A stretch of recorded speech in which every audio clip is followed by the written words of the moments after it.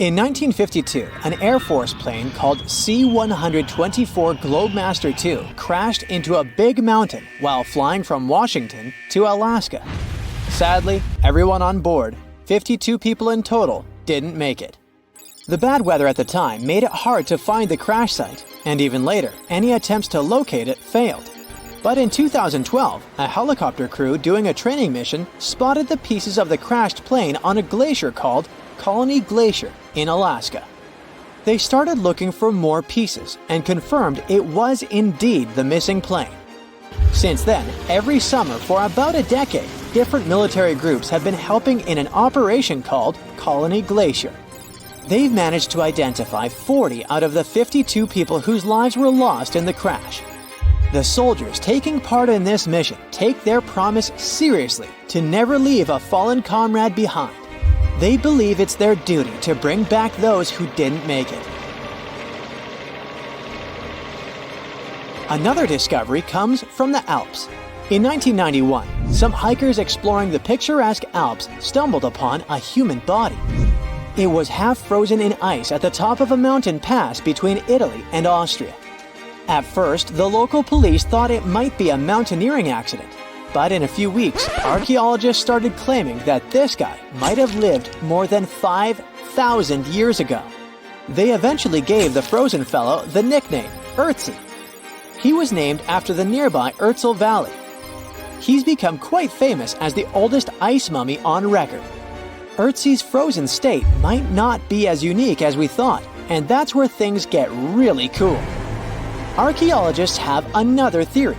See, at first, everyone was convinced that Ötzi marked the start of a cooler period because he had been frozen in the ice without any interruptions since he had lost his life. Yet, over the past few decades, glaciers and ice patches worldwide have been melting away like ice cream on a hot summer day. Not just Ötzi, but other ancient relics like bodies, hunting gear, horse droppings, and even ancient skis started to appear. So, archaeologists say there are similar sites. They found quite a few, and they all fit perfectly into this growing field of glacial archaeology. It seems like as the world warms up, it will show even more ancient secrets from the deep freeze. Moving on to another amazing discovery. In 2018, William Taylor and Nick Jarman were exploring the snowy slopes of Mongolia's Altai Mountains. They found an ancient treasure trove hidden in the ice. Inside the trove, they found a well-preserved 3,000-year-old arrow shaft adorned with ochre markings. It was in pristine condition, a rarity for organic items that old. They found other items too, like a bronze arrowhead with bits of animal sinew still attached. All of these relics had been untouched for hundreds of years, since they had been locked in the ice. In Mongolia, rising temperatures have melted ice patches that remained frozen for centuries. Similar discoveries have been made in the Yukon, US, Italy, Siberia, and Norway. Thousands of sites have been identified. Yet, scientists are racing against time to document and preserve these artifacts before they're lost forever. The study of these artifacts challenges the definition of these environments as wildernesses and shows how indigenous people coexisted with nature there. Sometimes people find simple items too, as simple as a sandal. This one, discovered on one of central Norway's mountain passes, indicates that people used this route roughly 1,700 years ago. This suggests that there was less snow and ice in that area back then. The sandal, dating back to around 300 BCE, resembles Roman sandals of that era. Again, in Norway, hunters found an iron sword high up on a mountain, more than 5,250 feet above sea level. There's no nearby burial site, and it's puzzling why someone would have a sword in such a remote location. Archaeologists speculate that the owner might have become lost. Then, in 2011, unusual objects resembling giant slingshots began to emerge as the ice melted. Radiocarbon dating suggests that this particular object was crafted around 400 BCE. It measures over 3 feet long and has knife cuts. Those puzzled archaeologists until one team member recognized them as tang, or pliers, used to secure loads on sleds when transporting hay or leaving for animal food. People in the area used hay sleds with pliers until the 1950s, when tractors became more common. Now, let's get back in time to thousands of years ago. We can easily do that by looking at this woolly mammoth. This creature looks a bit like a cherished but slightly worn-out toy. This ancient giant, whose heyday was 39,000 years ago, is the best-preserved mammoth ever found. Even its signature shaggy hair is surprisingly well preserved, having been trapped in glacial ice until its recent discovery in Siberia. This remarkable animal is stepping into the limelight in Yokohama, Japan. Scientists are running tests that might bring this extinct species back to life. When they stumbled upon this female mammoth, they uncovered a hidden treasure, a sample of her blood preserved beneath the ice. So they believe this ancient blood could hold the key to resurrecting the mammoth. They also found well-preserved muscle tissue. She was between 50 and 60 years old when she met her icy fate.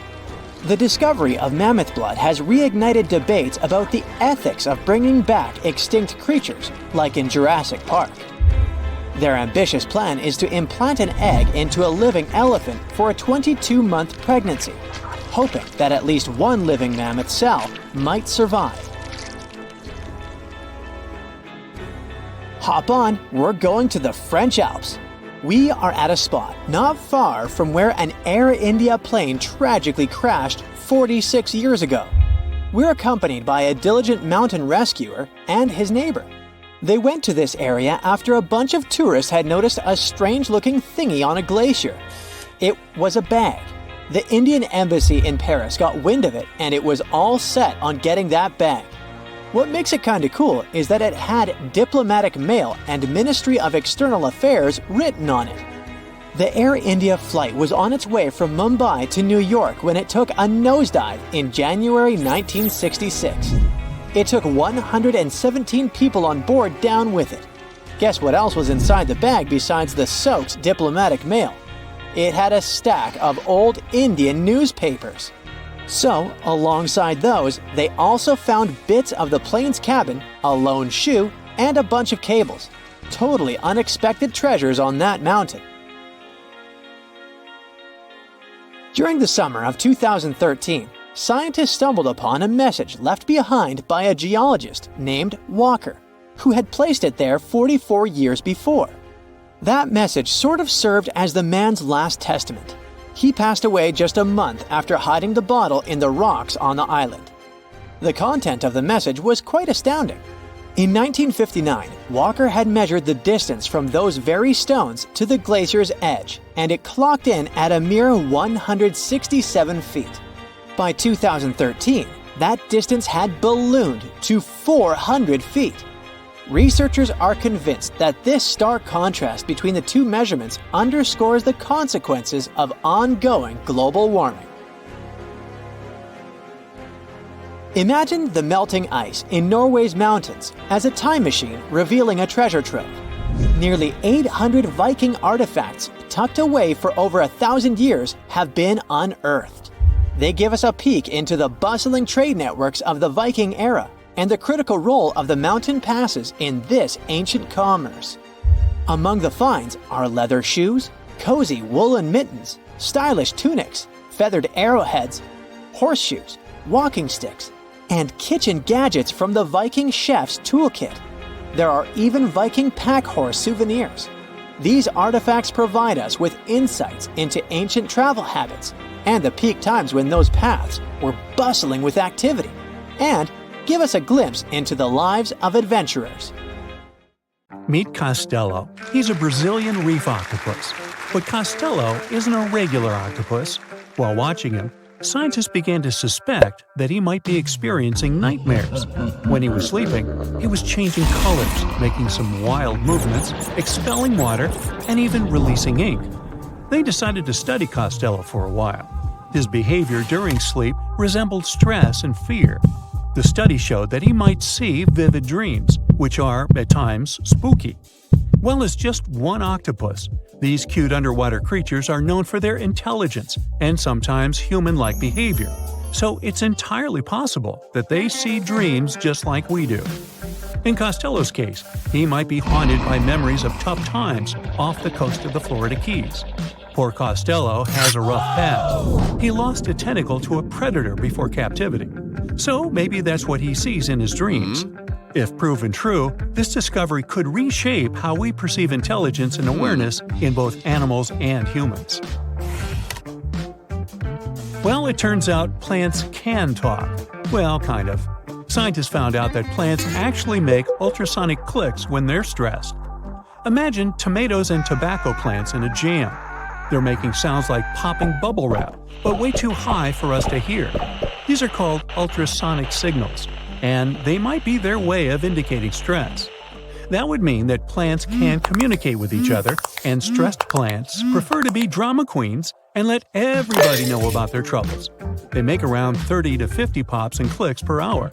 Calm and healthy plants don't do nearly as much. And not only do plants talk, but even have their own language. They make different sounds depending on whether the plant is experiencing thirst or is bothered by a snipped stem or something else. Moreover, some of them are so dramatic that they start ringing alarms even before they show signs of dehydration, when they know they're getting close to it. Scientists aren't sure why they do that, though. They believe that it might involve cavitation, a term that means air bubbles dancing in the plant's plumbing. Plants that sing these symphonies include corn, wheat, grapes, and even cacti. That is quite a big discovery in agriculture. We could use it to check if our crops are thirsty and stuff like that. So now we'll be eavesdropping on plants and deciphering their secret language.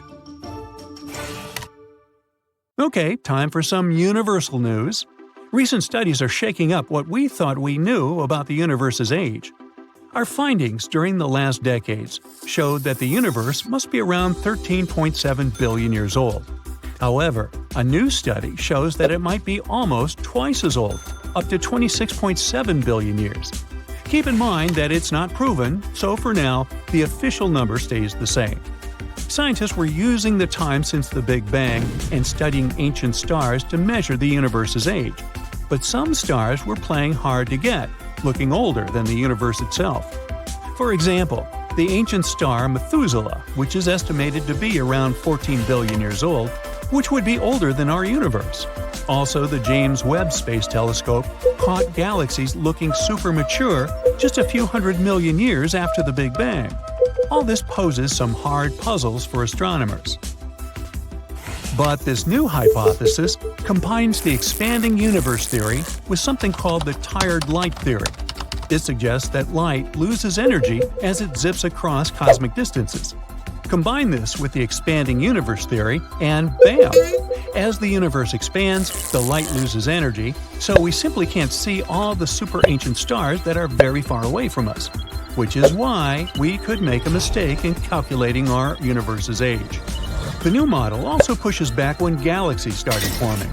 It suggests that those early galaxies spotted by the Webb telescope took way longer to form than we originally thought.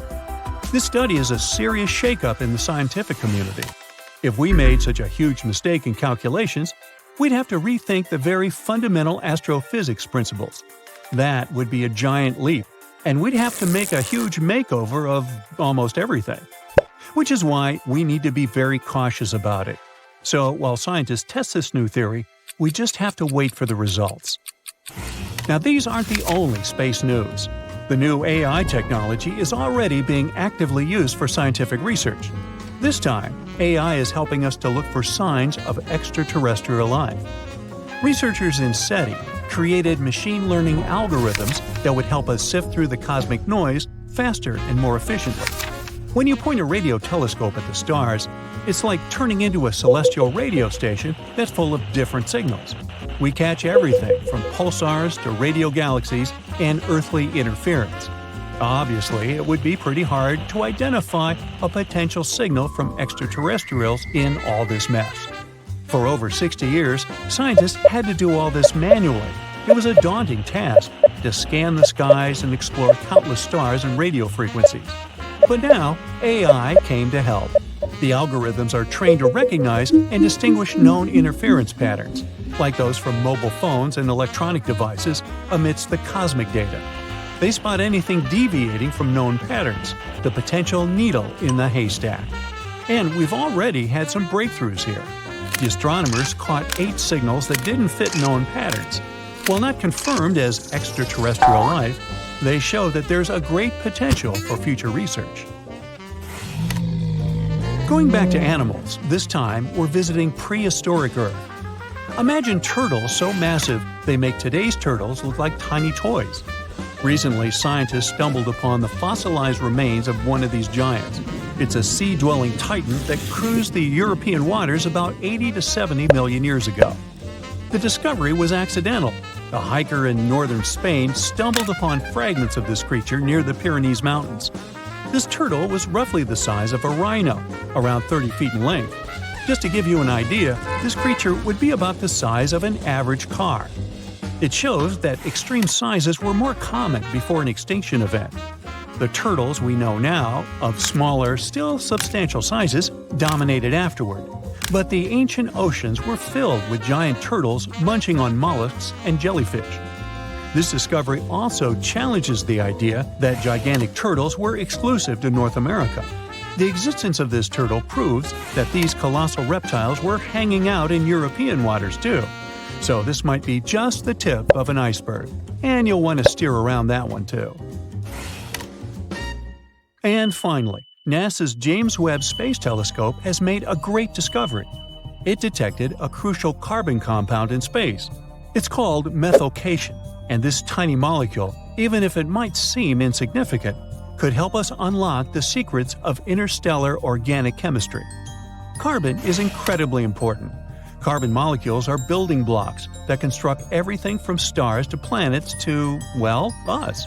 It's the key ingredient for life, and scientists are eager to understand how it shaped our existence on Earth, and if it could do the same elsewhere in the universe. And methylcation plays a very important role in the creation of complex carbon-based molecules. That's why it's very cool that we discovered methylcation, even if it's very far away. NASA scientists found it in a young star system. This system is chilling about 1,350 light-years away from us, in the Orion Nebula. The star in this system, which is smaller and a bit weaker than our Sun, is bombarded by intense ultraviolet light from nearby hot, young, massive stars. You'd think such strong UV radiation would destroy complex organic molecules. But the research team believes that it might actually kickstart the formation of these carbon compounds. Maybe stronger stars and their insane radiation levels actually work as energy sources for life. They set off a chemical chain reaction, which results in complex carbon stuff like plants and animals. Seems like we found yet another puzzle piece.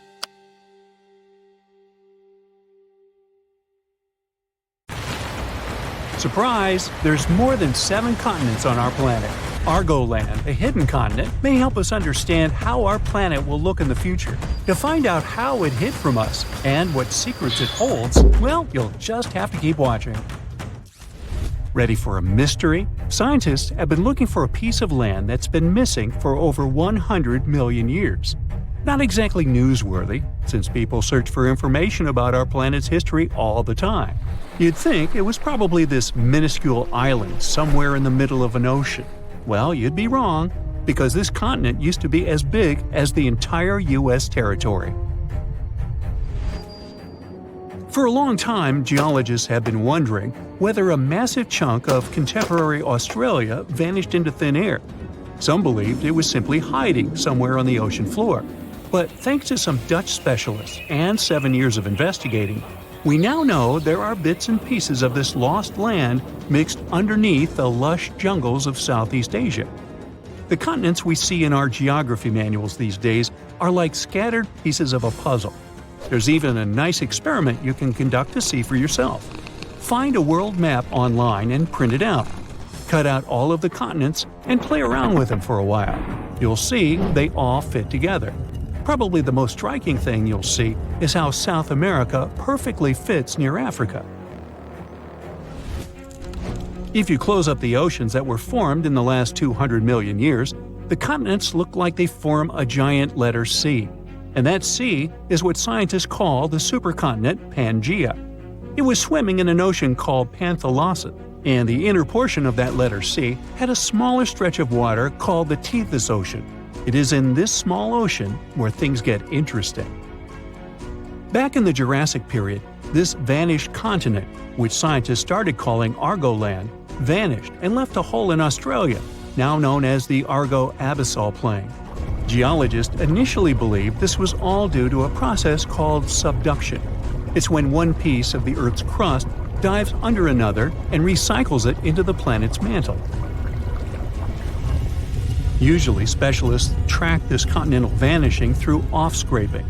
That's how they figured out, for instance, that India bumped into Asia and gave us the majestic Himalayan mountains.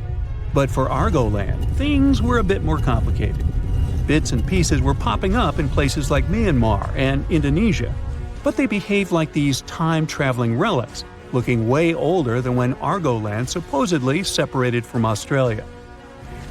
It immediately raised the question: if one continent can behave so weirdly, how many others are out there doing the same?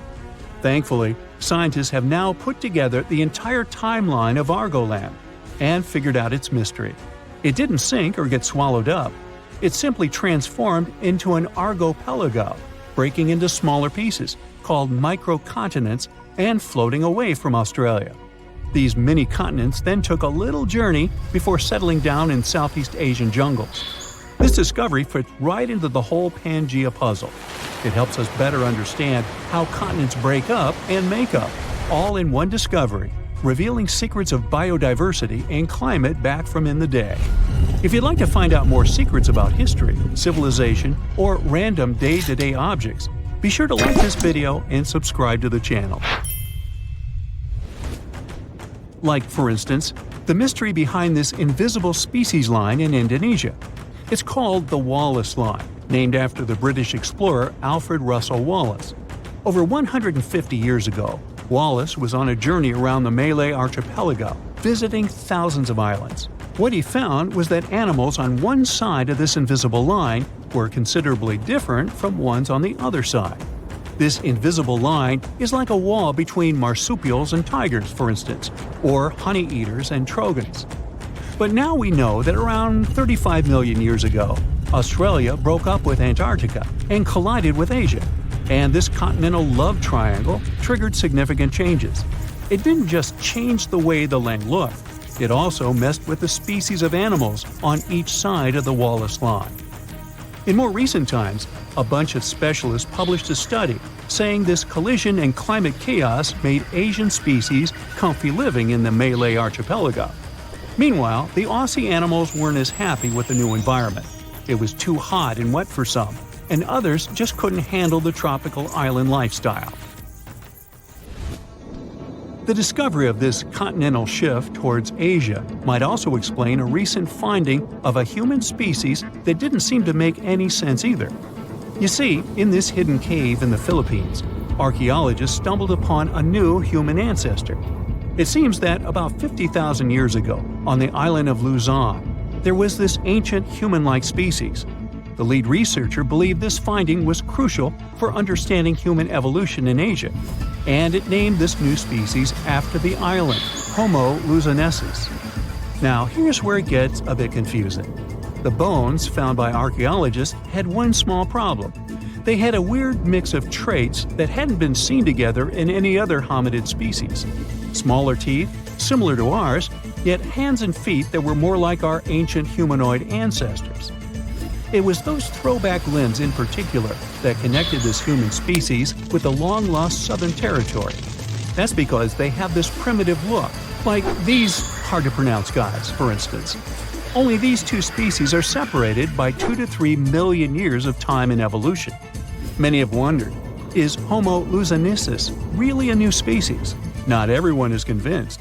But it may also explain why living creatures are also affected by the constant shifting of the land underneath us. Now, just because they haven't changed much during our lifetime, it doesn't mean our continents will look like this forever. They evolved from this large megacontinent, and they'll most likely end up in a similar position in the future. On that note, a geologist from a European university tried to predict the future of Earth's supercontinents. As a starting point, he used an earthquake that occurred in Portugal back in 1755, when tectonic plates behaved a bit differently than they should have. After years of research, he came up with a theory in 2016. He believed that the stitches between these tectonic plates might be coming apart, setting the stage for a bigger rupture. It's like when glass cracks between two holes in a car windshield. If this happens, a subduction zone could stretch from the Mediterranean all the way up past Ireland, bringing volcanoes, earthquakes, and new mountains to these areas. If all goes according to this plan, the Atlantic Ocean will disappear, and so will the Pacific, turning into one large stretch of water. Instead of the 7 continents we know today, we'll get a new supercontinent, which he called Arctica, because it would have Australia and the Americas at its heart. Now, it's not the only possible scenario, though. Novo Pangea might be another, and it's easy to foresee. The Atlantic stays open and the Pacific closes. Then there's Amasia. For this one, you'd have to imagine the Arctic Ocean closing and the Atlantic and Pacific staying open. Everything shifts to the north around the North Pole, except Antarctica. One final scenario would be called Pangea Ultima. Slow down the spreading in the Atlantic, and a new subduction plate pops up on the America's east coast. Well, either way, if all the continents collide in the future once more, some say it won't be fun to experience. It's believed that in around 250 million years, we'll feel like we're being trapped in a sweltering, soggy plastic bag. Weirdly, that bag will be the best place to live on Earth, the coastal areas. As for the inland spots, they'll be sizzling, like a desert on fire. Many of the species of animals we know today might not make it. As for us humans, we'll need to be creative if we want to withstand the heat. We should be thankful, though. These digital models are still great because we can use them to test all sorts of interesting ideas. For example, how these supercontinents would mess with tides. Taking future space travels into consideration, these models can help us understand the climates of exoplanets too. Those are located outside our solar system. Egyptian archaeologists made an extraordinary discovery near Cairo just recently. Drumroll, please. The most ancient and most complete mummy yet discovered in the country. Yes, they were keeping it under wraps. The 4,300-year-old mummy was found in a group of tombs close to the step pyramid of Djoser, dating back to the Egyptian Old Kingdom. It was covered in layers of gold. The team also found several other tombs, including one belonging to an ancient Egyptian official and another belonging to a secret keeper who had the power to perform special ceremonies. Another interesting tomb was that of a writer, which featured the largest statues ever found in the area. This vast burial site is also home to more than a dozen pyramids and resting grounds. Probably one of the most famous mummies in the world is that of Hatshepsut. She ruled Egypt like a boss for around 20 years, building all sorts of impressive buildings and creating new trade routes. But when archaeologist Howard Carter found her tomb in the Valley of the Kings, her sarcophagus was empty. However, Carter did find 2 coffins in another tomb, one of which belonged to Hatshepsut's wet nurse and the other to an unknown woman. In 2006, a team of specialists decided to investigate whether that mysterious lady was the queen herself. They found a molar tooth in a wooden box with Hatshepsut's name on it, and when they compared it to a gap in the mummy's mouth, it was a perfect match. Ramses II was a pretty impressive ruler, but it was his mummy that eventually made history. Now, we don't hear too much about his daddy. Okay, I'll stop. Ramses is considered to be the most powerful pharaoh in all of Egypt, as he reigned for a whopping 6 decades. He also lived to be over 90 years old. Now that's pretty amazing, considering the time he lived in. Ramses II supposedly had over 100 offspring too. Talk about a big family. When he passed away, his body was originally buried in the Valley of the Kings, but some sneaky guys tried to rob his tomb of all his treasures. Officials back in the day weren't having any of that though, so they moved his body to a secret location to keep it safe. Fast forward to the 1800s, and Ramses II's mummy was discovered along with a bunch of other rulers and important officials. But it wasn't in the best condition, so archaeologists flew it to Paris to get it, pampered. Problem was, he couldn't just be transported into another country. The only solution available was to give Ramses II his own passport. His occupation was listed as king, and the document even featured his photo. Most mummies aren't necessarily known for having the most hydrated skin. But that of an ancient woman, also known as Lady Di, proves otherwise. No, not that Lady Di. This wealthy lady from ancient times was discovered in an ornate tomb in 1971, and she looked fabulous, if we can say so about a mummy. Thanks to the special conditions in her tomb, like the moisture in the environment and the lack of oxygen, her body was almost perfectly preserved. Her skin was soft, her hair was on point, and she was still flexible. The museum that now proudly displays her mummy also shows a ton of fancy items that were buried with her, like dinnerware and musical instruments. Archaeologists investigated the mummy further and discovered that she passed away from a heart attack at around 50 years old. Even though it hasn't been around for over 2,000 years, Lady Di is still making history. The mummy of Otzi the Iceman was discovered in the Alps in 1991. Austrian authorities initially thought he was a modern mountaineer because he was so well preserved. Turns out, he was actually from the Copper Age. He was found in a mountain pass over 10,000 feet above sea level. Through studying his mummy, we've learned so much about life in Copper Age Europe.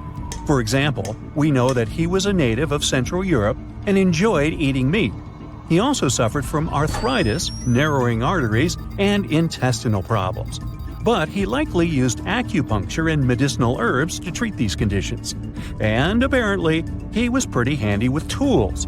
He sharpened them just days before his untimely demise. Who knows if he was expecting trouble or just getting ready for some routine work. Now, King Tut and his story is most likely the one that made all mummies famous. This pharaoh passed away at the young age of 19, more than 3,000 years ago. But his mummy is still one of the most well-known in the world. When his tomb was opened in 1922, people went wild because it was still intact, unlike many other royal tombs. It had some seriously blinged-out coffins, including one made of solid gold.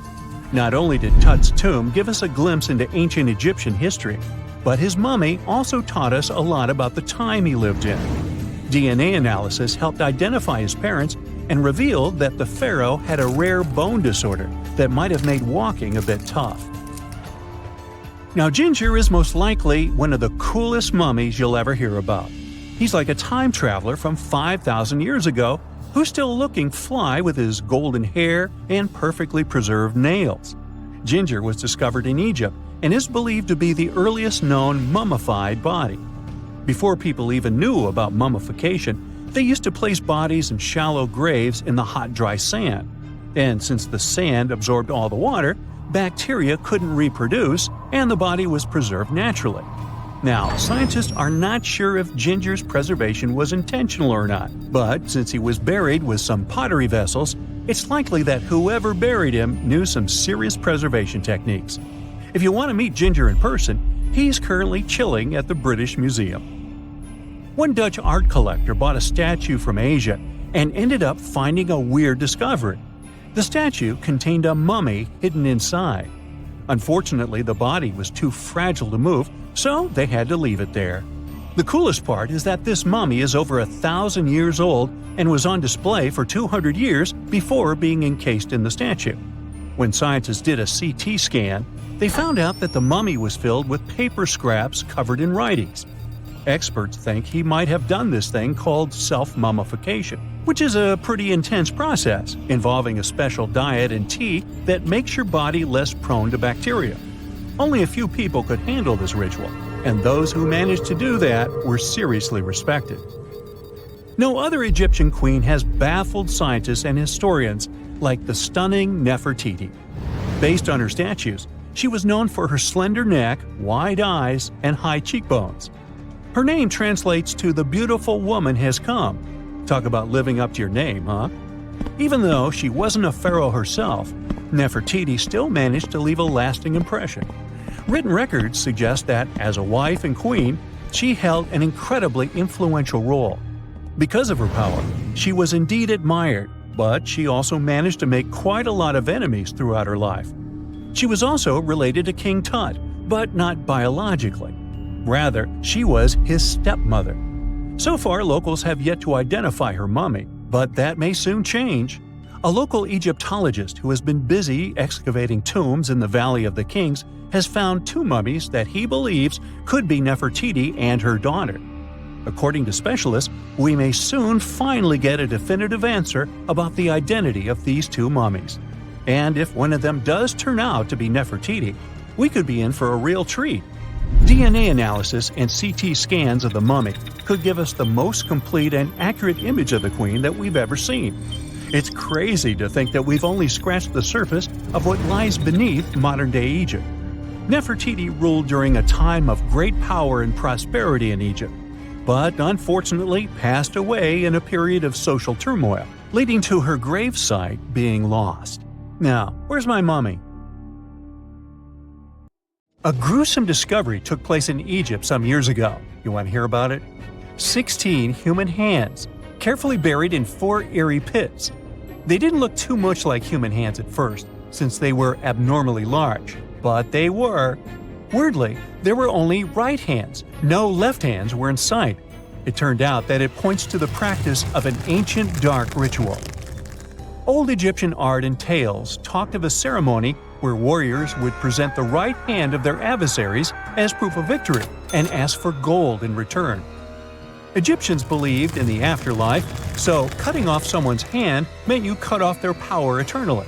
Guaranteeing this type of defeat was interesting to the winning party. Here, the fight was between Egyptians versus Hyksos, who lived in what was once known as Canaan. Egypt has always been the center of some history-changing findings, and some time ago, this papyrus was found. If we stretched it open, it would be just a tad bigger than the height of a skyscraper. The world's tiniest skyscraper, which is located in Wichita Falls, Texas. When humans didn't write on their notes app, they wrote on this thing, made from the medulla of a papyrus plant. Around 2,000 years ago, ancient Egyptians wrote something reminiscent of a book where they describe most of their funerary traditions and their visions of the afterlife. It's considered one of the most important texts from ancient Egypt and is still sold in bookstores to this day. This ancient manuscript was unearthed from a chamber located just south of the Pyramid of Dozier, located in Sakara. Oh yes, Dozier is the oldest pyramid in Egypt and not the Giza pyramids like most people think. So recently, the site of Sakara buzzed with excited archaeologists who probably found one of Egypt's oldest complete mummies. They believe that this beautiful and well-preserved mummy was that of a wealthy man. He was discovered in a deep shaft, covered in layers of gold leaves. There are many symbols that show he was an important and wealthy man, like the band he wore on his head, the bracelet on his chest, and the fact that he was embalmed with a tunic, which was reserved for Egypt's finest. The most exciting part of the entire discovery was finding the resting place sealed with mortar, just as the ancient Egyptians had left it 4,300 years ago. Now this may sound weird, but back in 2008, archaeologists discovered a missing pyramid. Now it went missing because it deteriorated over the span of 4,000 years. Today, you can only see its base. It was a pretty important site back in ancient times. It is said that around the area of the pyramid, the ancients hosted a special type of ceremony where high priests would carry mummified remains of sacred bulls. Now here's a fun fact. Ancient Egyptians believed that Apis bulls were earthly incarnations of the city deity of Memphis and was connected to rites of fertility. It wasn't just any Apis bull though. They needed to be all black with a single white mark between its horns and a bunch of very specific characteristics. They were selected by the local priests and honored until they passed away. After that, they were mummified and buried in underground galleries. Meanwhile, this missing pyramid sort of disappeared around the 1800s. It was a German archaeologist who first found it in the village of Sakara. He called it the Headless Pyramid when he first found it. But then, years after the official discovery, the desert sand came along and covered the whole thing. There were some excavations between the 19th and 20th centuries, but they weren't too systematic. That's why scientists were so thrilled when they dug an entire pyramid's base after removing the 25-foot mound of sand that was covering it. Oh, and it turns out American archaeologists are excavating a cemetery in Egypt that could contain over 1 million mummified bodies. So far, archaeologists have dug around 1,700 mummies. One of the main differences from other classic Egyptian mummies is that these people weren't kings and pharaohs. They were commoners that most likely lived about 1,500 years ago, when Egypt was controlled by the Roman and Byzantine empires. The name of the cemetery is cool, though, the Way of the Water Buffalo, just in case you want to check it out on your next trip. Other than bulls and buffaloes, ancient Egyptians also liked baboons. Are you seeing a pattern here? In the beginning of the 20th century, archaeologists discovered a site filled with mummified baboons in a place called, guess what? The Valley of Monkeys. An animal wouldn't have been mummified if it wasn't considered important. Certain animals were more important than others, since they were linked to specific deities. Jackals were connected to Anubis, the ancient god of the afterlife, and cats were likened to the female deity Bastet. Baboons were a pretty big deal, since they were believed to be connected to Thoth, the deity of wisdom and advisor to Ra, one of Egypt's supreme deities. The archaeologists who studied these animals weren't too happy. They think these baboons were kept inside and were deprived of sunlight for most of their lives. They had extreme vitamin D deficiencies and they were poorly fed. Maybe Thoth got angry with these baboon keepers. Just a guess. Since there's never a boring day for archaeologists in Egypt, they also found human mummies with golden tongues. Since Egyptians were all about the afterlife, they believed that golden tongues might help a person speak once they pass to the other side. I mean, it's a long shot, but hey, why not?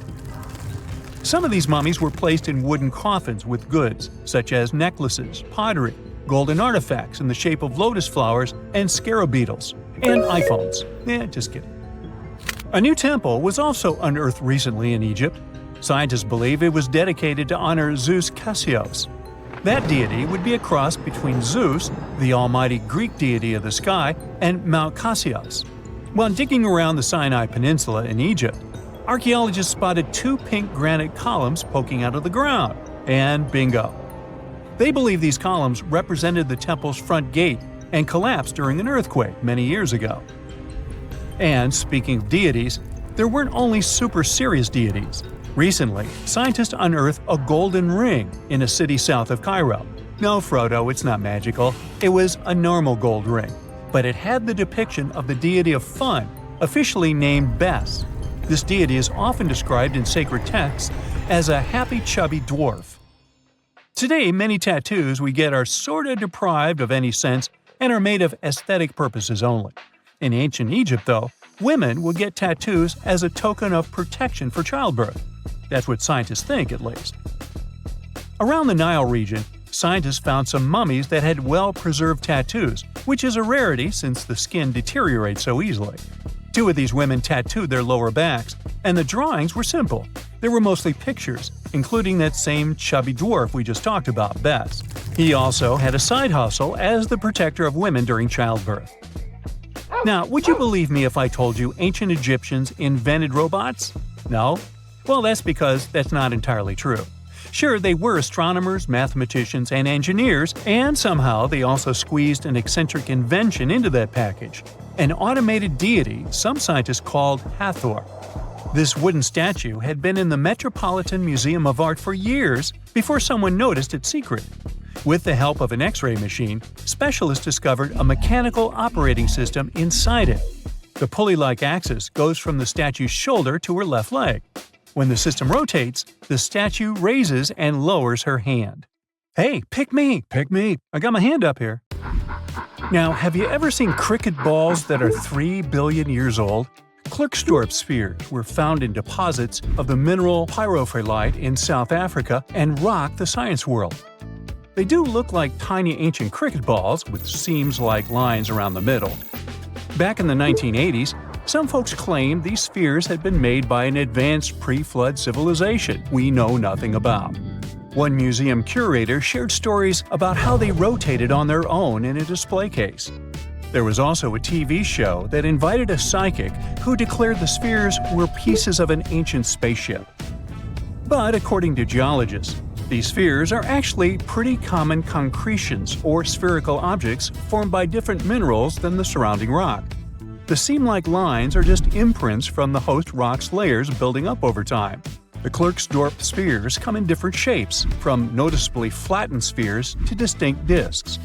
As for that episode when one of these spheres spun on its own, the curator of the Klerksdorp Museum cleared that up too. He said that when he put one sphere on its glass shelf when a journalist came to visit, the sphere naturally rotated a bit because it's round.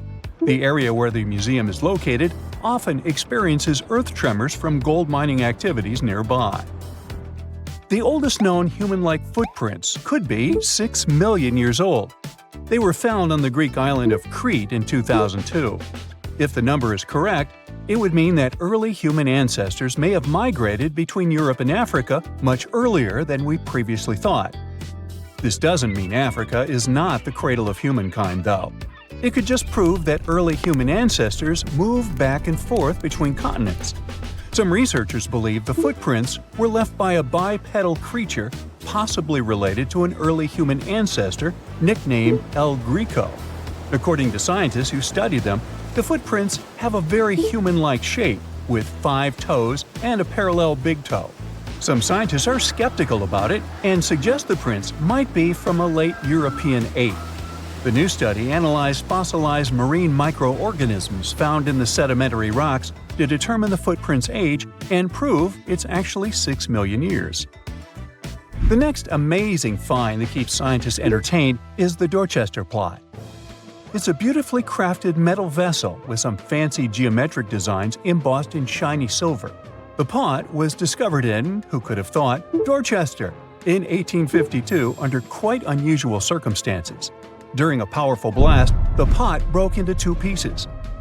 Scientists believe it was originally embedded within a rock or boulder known as pudding stone. The rock from which the Dorchester Pot emerged is dated to be around 500 million years old, so it could mean the pot itself is also that old. The current and less exciting theory suggests that the Dorchester Pot is a Victorian-era candlestick holder. Such things were really trending back then, so it's not a surprise to find such fancy household item from that time. The Dorchester Pot falls into the category of ooparts, or out-of-place artifacts. Those are objects that seem too advanced for the time period they're supposedly from. If we accept that the pot is 500 million years old, then whoever made it was way ahead of their times in terms of crafts and tech. One extra mystery is that the pot has an engraving of a plant that most likely disappeared from Earth over 100,000 years ago. Sounds like good proof the pot is really extra old. Now, it looks like the oldest map in Europe is a stone from 4,000 years ago. This Brun AG Slab was found in France in the year 1900 at an ancient burial ground. The carvings on the slab show in 3 dimensions the River Odey network with a fantastic accuracy of around 80% over an 18-mile stretch. There are other stone-carved maps around the world, but this one is unique because it shows a specific area to scale. Looks like the slab's carvings don't just map rivers and hills, but also settlements, barrow sites, and field systems. Archaeologists say the slab wasn't used for navigation, but rather to symbolize power. The detailed markings on the slab might have served to illustrate the domain of a local ruler, possibly a prince or king, to show their control over the territory. When the ruler lost power, the slab was likely repurposed as part of a burial vault. The unique artifact was stored in the cellar of a museum. For decades, no one even noticed until several scholars read older reports about the slab and decided to check it out. They conducted a detailed analysis using 3D techniques. Their research proved that the creators of the slab had not only etched lines into the rock, but also modified its surface to reflect the topography of the landscape with high accuracy. The Salzburg Cube, also known as the Wolf's Egg Iron, was discovered in the late 19th century in Austria. Now, don't let the name mislead you. It doesn't look like a cube at all. It's more like a rounded object with two flat sides. Down the middle, there's a groove, and the surface is covered with pits and craters. This unique appearance is the reason why many people think it might be something out of this world. Workers accidentally found this artifact when they blew apart a piece of coal. The coal seam it came from is thought to be over 60 million years old. The Salzburg Cube moved between museums, mysteriously vanished in the early 20th century, and then showed up again. A professor from Bonn University suggested it might be from a meteor, but they found no evidence of elements that you'd normally see in meteorites, like cobalt or nickel. Then researchers thought it must be a human-made object, possibly a Victorian-era candlestick holder. No one knows the true story of the cube or its current location. Yep, it disappeared again. Have you heard about the Meister Print? It's a fossilized sandal print discovered in 1968, and it has sparked a lot of intrigue. There's a trilobite inside the print, which supposedly went extinct around 500 million years before humans even existed. But many historians think this age is an exaggeration. When Meister found the fossil, it was authenticated. But the scientist who did it didn't confirm it was a human sandal print. He only agreed there was a trilobite there. When another scientist visited the site, he found a 6-inch impression he believed was from a child's moccasin. But the footwear seemed to be new. So, could it be evidence of time travel? Proof that humans existed millions of years earlier than we thought? Or a sign that someone else visited early Earth? Or is it just a rock formation that looks like a sandal print? We still don't have the answers. Back in June 1936, a couple was walking along Red Creek in London, Texas. London, Texas? Yeah, when they stumbled upon something unusual. It was a piece of wood sticking out of what seemed to be an ancient rock formation. About 10 years later, their curious son decided to crack open the rock to see what was inside. And he saw a hammer, which looked surprisingly modern. Then, one unique finds enthusiast decided that the rock encasing the hammer was from the Cretaceous period. This would mean that someone dropped a 19th century hammer while dinosaurs like Triceratops were still roaming the earth. So, if this hammer was truly from the Cretaceous period, then the whole evolutionary theory would be wrong.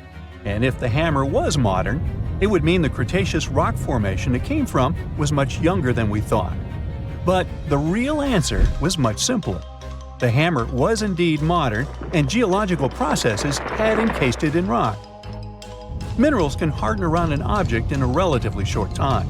So the hammer was probably dropped by a miner a century or so ago, and the rock formed around it afterwards. And no, it wasn't a Victorian-era candlestick holder either. Do you know that NASA explores not only stars, planets, galaxies, or black holes? Hard to believe, but yes. The agency also works on discoveries here on our home planet Earth. So what has NASA recently discovered? Is there life under the ice? While they were analyzing data recently, they discovered something unbelievable hiding under Antarctica's ice.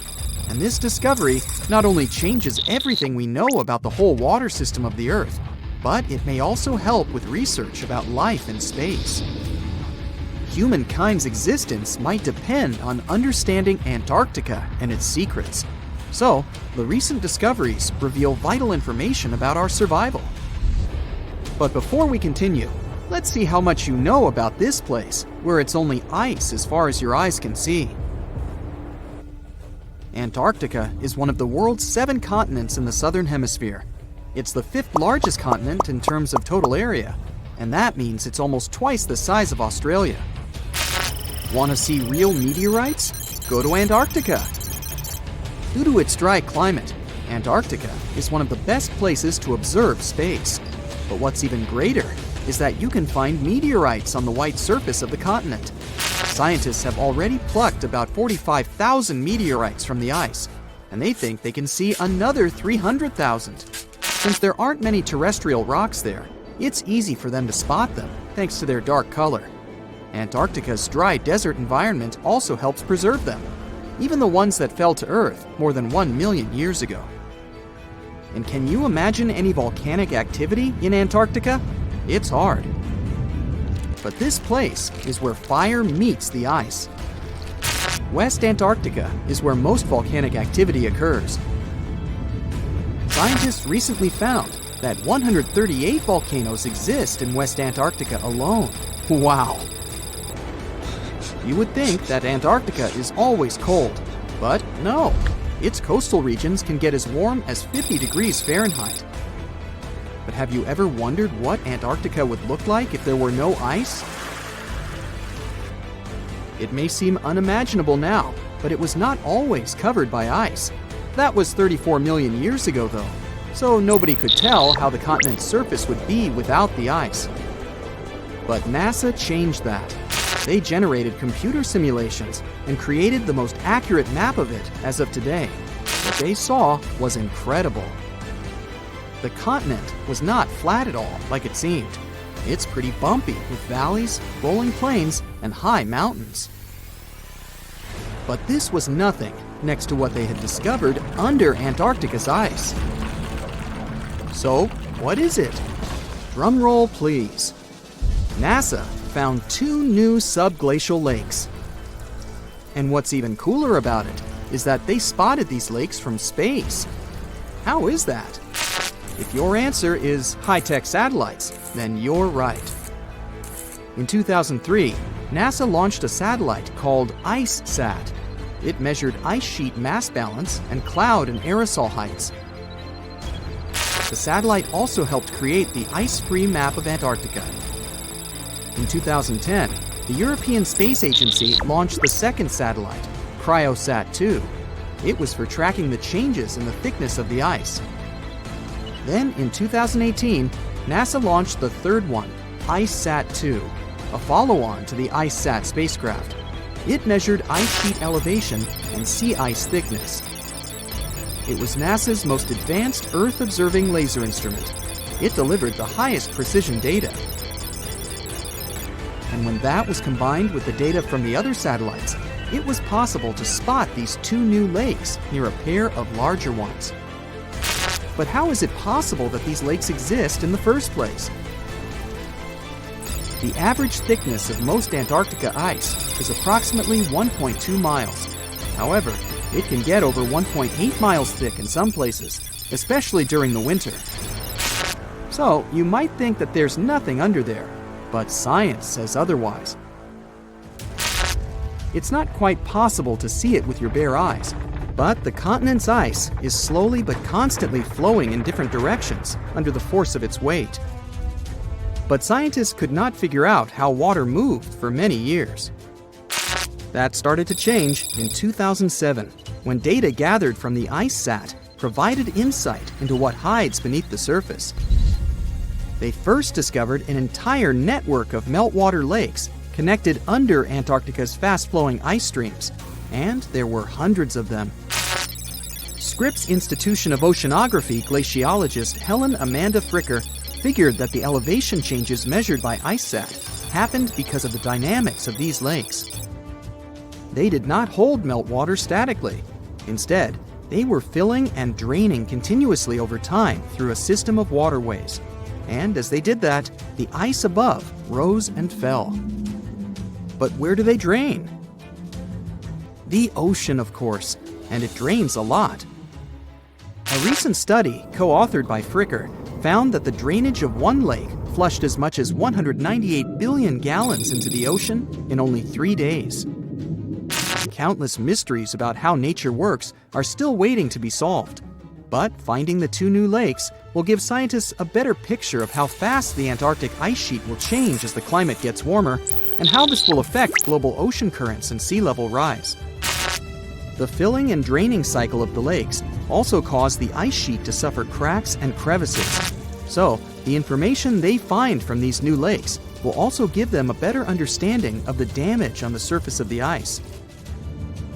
They will also be able to assess how this filling and draining system influences the speed at which ice slips into the oceans and seas. And that means they can evaluate how the added fresh water may alter marine ecosystems.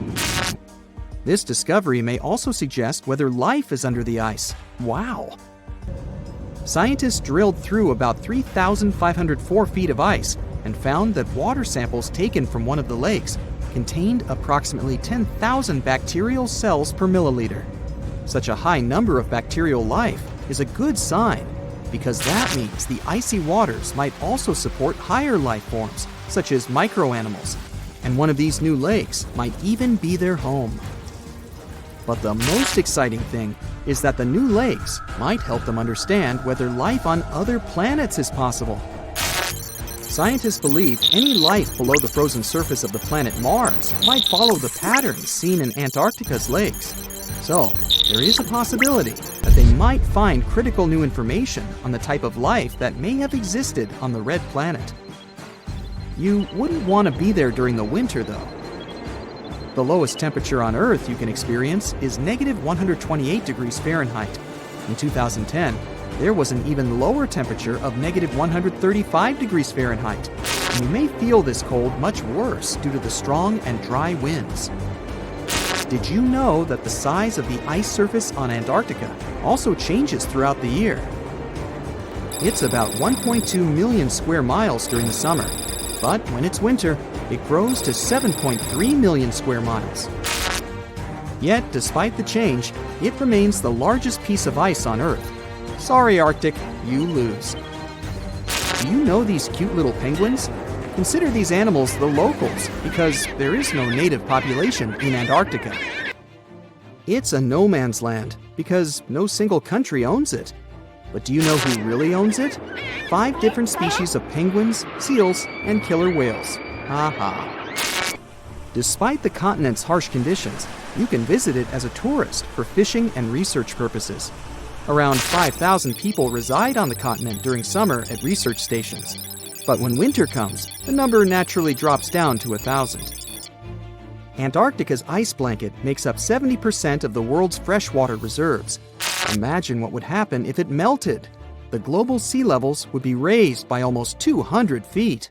Let's check out one interesting town surrounded by mountains and woods in upstate New York. This place sits right on a big lake, and the city is called Lake George.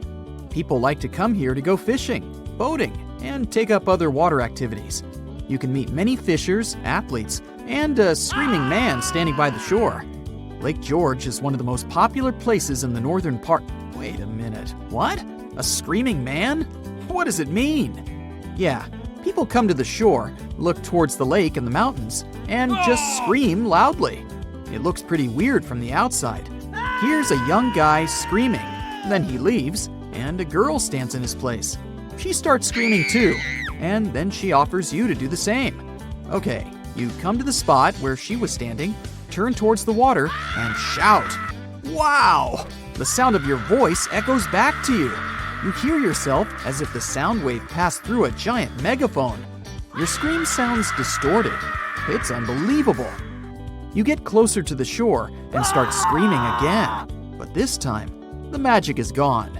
You hear your usual scream.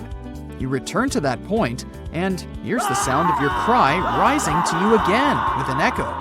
But how does this happen? Look where you're standing, the girl tells you. You're standing on a round concrete platform with an engraved image of a compass. Right on the compass, you see a blue map of the lake. In the center of this pattern, 2 compass lines intersect and form the X symbol. Anyone who stays in this exact spot and shouts towards the lake will hear an incredible echo of their voice. It's as if your scream is coming back to you from another dimension. But the most exciting thing is that people standing nearby don't hear it. They see you as just a screaming person with an ordinary voice. They can hear the echo only in this X spot.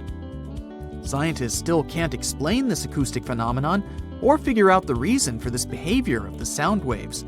All they have is guesses and theories. The concrete platform is surrounded by a small curved wall from the lakeside. Some people think that your voice resonates from this wall and creates this sound effect. Many places have similar semicircular walls, but they can't play such an acoustics trick.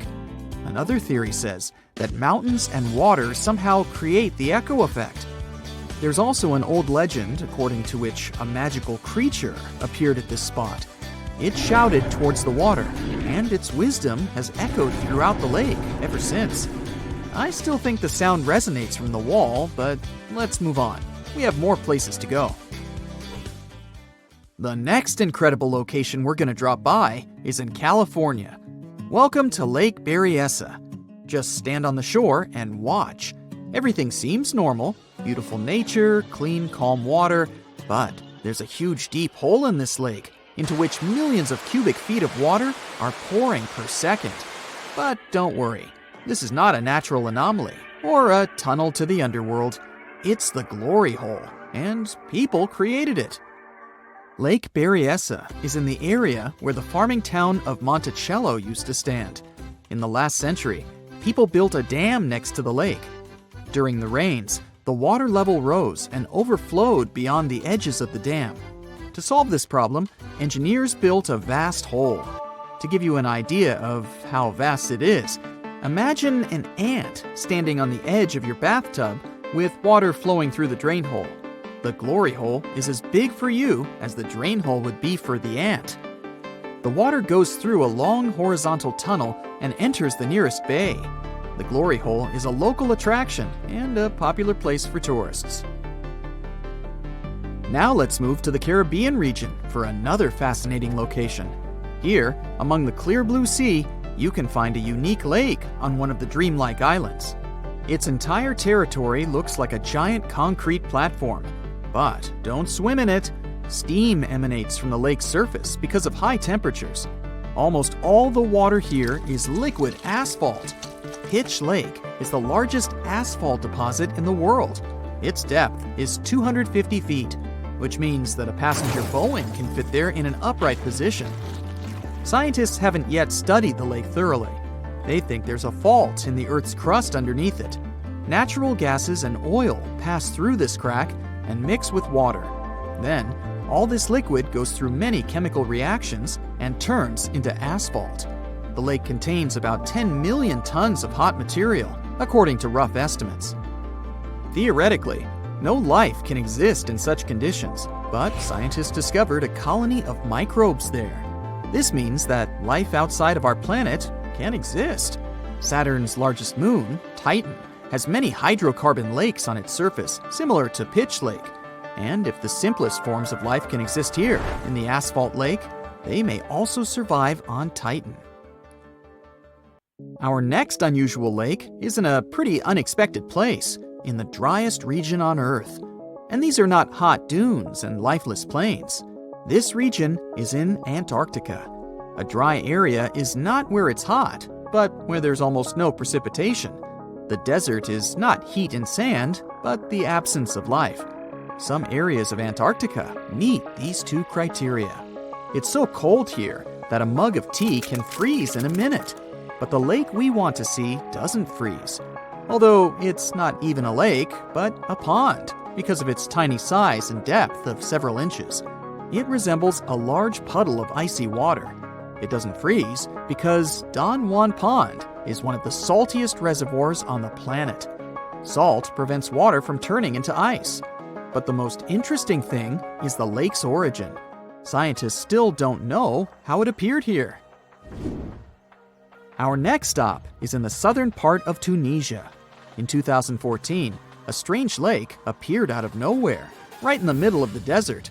No one knows when the lake was born, since this part of the region is sparsely populated, and people don't live in the area around the lake. Shepherds passing by were the first to have noticed the lake. They told the locals about it. A few hours later, hundreds of people came to the place to swim in the clear, cool water. The lake became a popular place, but after a few days, something strange happened. The water turned dark green. The locals didn't care about this and continued to bathe in the lake. But when scientists and geologists arrived at the place, they immediately declared that the water was dangerous. They said the lake was stagnating. It didn't refresh itself from underground streams, and the rains didn't feed it either.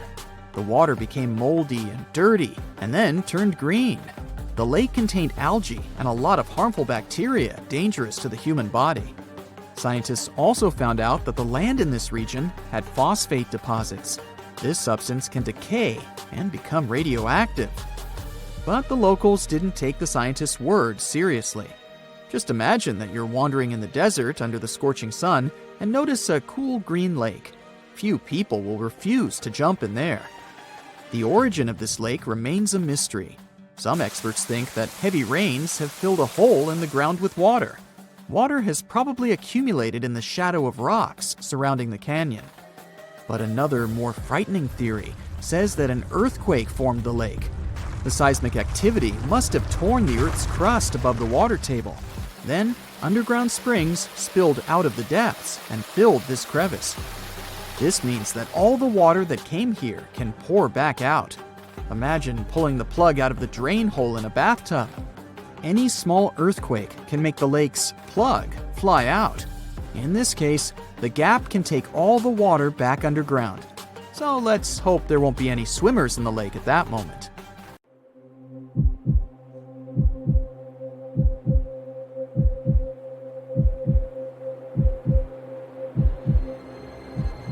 Leave it to people wandering on Google Earth to stumble upon the world's newest and weirdest places ever. Like this mysterious pyramid discovered in Antarctica. Soon enough, the internet blew up with all sorts of theories regarding this unusual shape. Could it be a sign from a different life form? Is this pyramid indeed natural, or is it man-made? For starters, it's not the first time we've discovered a pyramid in the Antarctic. The first one was observed by the British Antarctic expedition in the 1910s and kept secret for a long time. Its discovery being kept hidden only added to the mystery. A second such structure was discovered in 2016, which further increased the interest in the matter. The mystery was soon enough deciphered by scientists. These formations are just mountains. They're located near the Ellsworth Mountains, a range over 250 miles long, so they're just mountain peaks that have broken through the ice sheet. As for their particular shape, it's just a coincidence. Pyramids are found throughout nature. The Matterhorn in the Alps and Mount Ballenstinder in Iceland, for example, are quite similar in terms of shape. As for the official name of these peaks, they're called nunataks, or peaks of rock peeking through a glacier or an ice sheet. Antarctica has way more incredible features, like the fact that it's home of 60 to 90% of the world's fresh water. That's because its ice sheet is the biggest on our planet, stretching across 5.4 million square miles. I'll spare you the calculations, but that leaves only 1% of the continent ice-free. Antarctica's ice reaches 2.7 miles thick at its deepest point, meaning half the height of Mount Everest. Should it ever melt completely, our sea levels would rise to roughly 200 feet. It wasn't always this cold, though. At some point in our planet's history, Antarctica had some average temperatures as the city of Melbourne has today. It took a lot of research, but scientists figured out that Antarctica's temperatures could have reached up to 62.6 degrees Fahrenheit. Sure, that was 40 to 50 million years ago, but if you think about it, it was at the same time when dinosaurs roamed our Earth. Time is also different on this icy continent. All the lines of longitude that help us calculate different time zones merge into a single point at the South Pole. Here, there are 6 months of daylight in the summer, followed by 6 months of complete darkness during the colder season. So, scientists working here stay, on average, in the same time zone they've come from.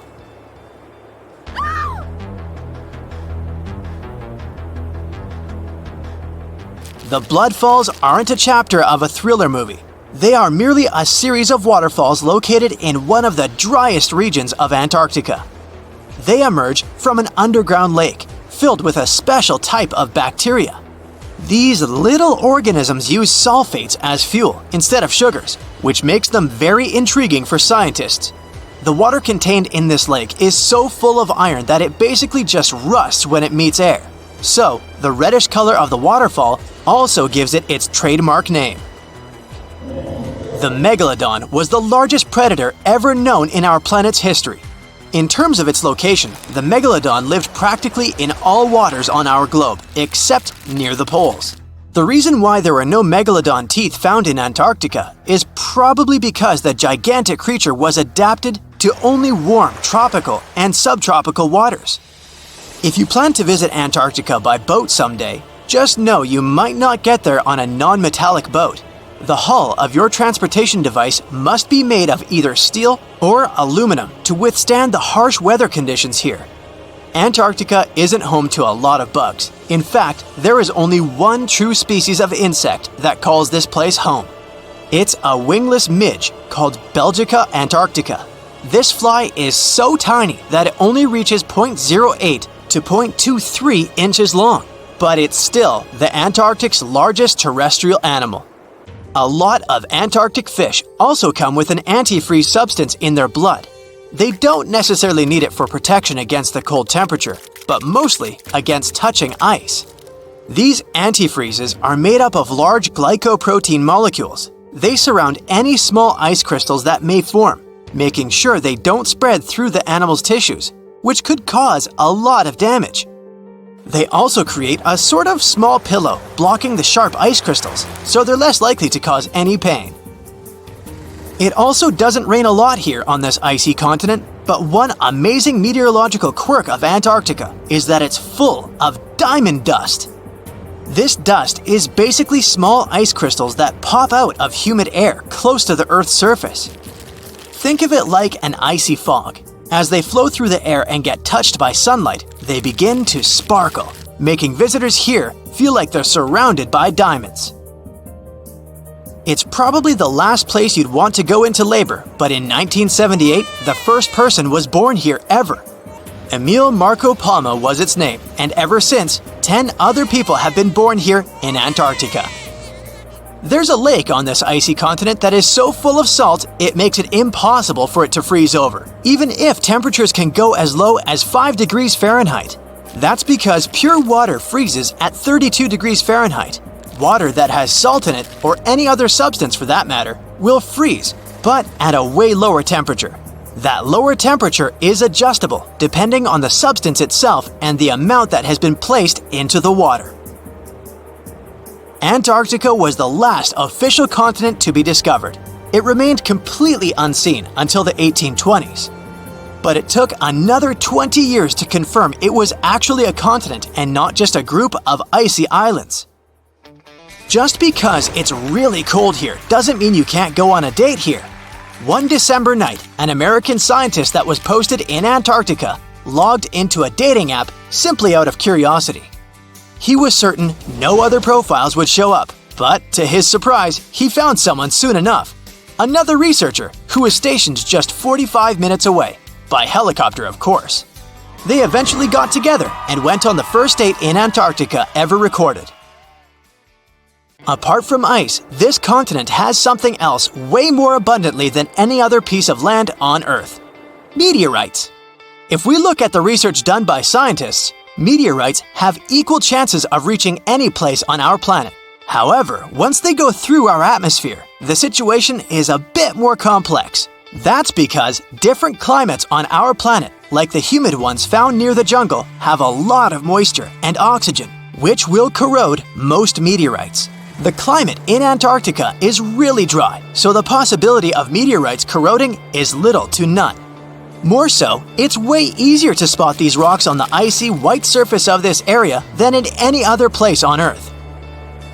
If you're not scared of the cold, you'll surely freak out when you hear about the winds here. That's because Antarctica is for the most part the windiest place on Earth. Wind speeds have been reported here to reach even 200 miles per hour. Whenever you hear about ancient ruins, you almost never picture them being suspended somewhere, or just randomly hanging on the branch of a tree, right? In fact, for most of the ancient artifacts we have exposed in museums all over the world, archaeologists did quite an impressive amount of digging. You see, buildings have this funny way of fading away over time if not properly taken care of. Sometimes we need to reuse some building materials, so an older construction may be sacrificed in the process. Other times houses are abandoned, and once they are exposed to the elements on the surface, like rain or sunlight, they don't really stand a chance. Some just simply crumble away due to good old erosion. So the only way a piece of architecture can survive the test of time is if it's somehow gotten buried deep down. Now, how did they end up buried in the first place? Well, it's quite the comedy of errors. Ancient cities had a habit of gradually raising their ground level like a kid adding toppings to their ice cream sundae. You see, these settlements were always busy collecting food and building materials to keep up with their ever-growing population. But hey, who has time to deal with waste and rubbish? It wasn't exactly high on their to-do list back in the day. So when it came to building new houses, ancient civilizations found it much easier to save their sweat and tears by piling up the rubble and constructing right on top. But that's not all. Rivers would also occasionally flood and deposit a layer of sediment on the city floors, further encapsulating those ancient constructions. And in those dry regions like the desert, where the wind likes to show off its sand and dust dance moves, you can bet it was a constant struggle to keep the establishments clean. One hilarious example is the Sphinx, which had its head buried in sand until a group of archaeologists unearthed it in 1817. Some ancient towns eventually got covered up because they were completely abandoned. With less human activity to control their expansion, plant seeds couldn't resist the opportunity and sprouted all over the place. They gobbled up carbon dioxide from the air and grew, adding more and more bulk to the ground. Those cheeky roots even decided to stabilize the soil made from decaying plant matter, creating layers upon layers of earthy goodness. It's like the ultimate DIY project Mother Nature embarked on, with plants as her loyal helpers. The act of digging into the secrets of ancient civilizations is not just about unearthing a lost world. It's also an epic quest to reveal the hidden treasures beneath layers of history. But how do archaeologists know where to dig in the first place? If everything is covered in layers upon layers of sediments, debris, and plant roots, they must have some sort of system they rely on before embarking on a new project, right? For starters, they're not always the ones suggesting an archaeological dig in a certain location. Let me explain. Let's say you're a contractor and you want to build a new fancy apartment complex in your city. Some local legislations have certain requirements before your project can start, though. For instance, before anyone starts building on a piece of land, they might need to bring in specialists to check the soil. These clever folks can be archaeologists, geologists, or paleontologists, and they need to keep an eye on things during development. If any artifacts or ecofacts, fancy word for organic remnants, are discovered, these experts swoop in to excavate and study them. But what about sites that have nothing to do with bulldozers and yellow hats? Archaeologists have more than one trick up their sleeves when it comes to locating ancient hotspots. They dive deep into historic records with a healthy dose of detective work. By sniffing out old documents and maps, they can piece together the puzzle of human activity in a specific area. If a site has been visited before, it's even better. Finding records of past excavations or historical accounts can give archaeologists lots of information on where to continue their treasure hunt. Before archaeologists start swinging their shovels, they engage in a bit of a visual scan mission. Armed with a grid system, they'll stroll around the site, keeping their eyes peeled for any artifacts that might be hiding just beneath the Earth's upper layer. From groundstone tools to historic glass and even ancient garbage dumps, yes, they're also valuable.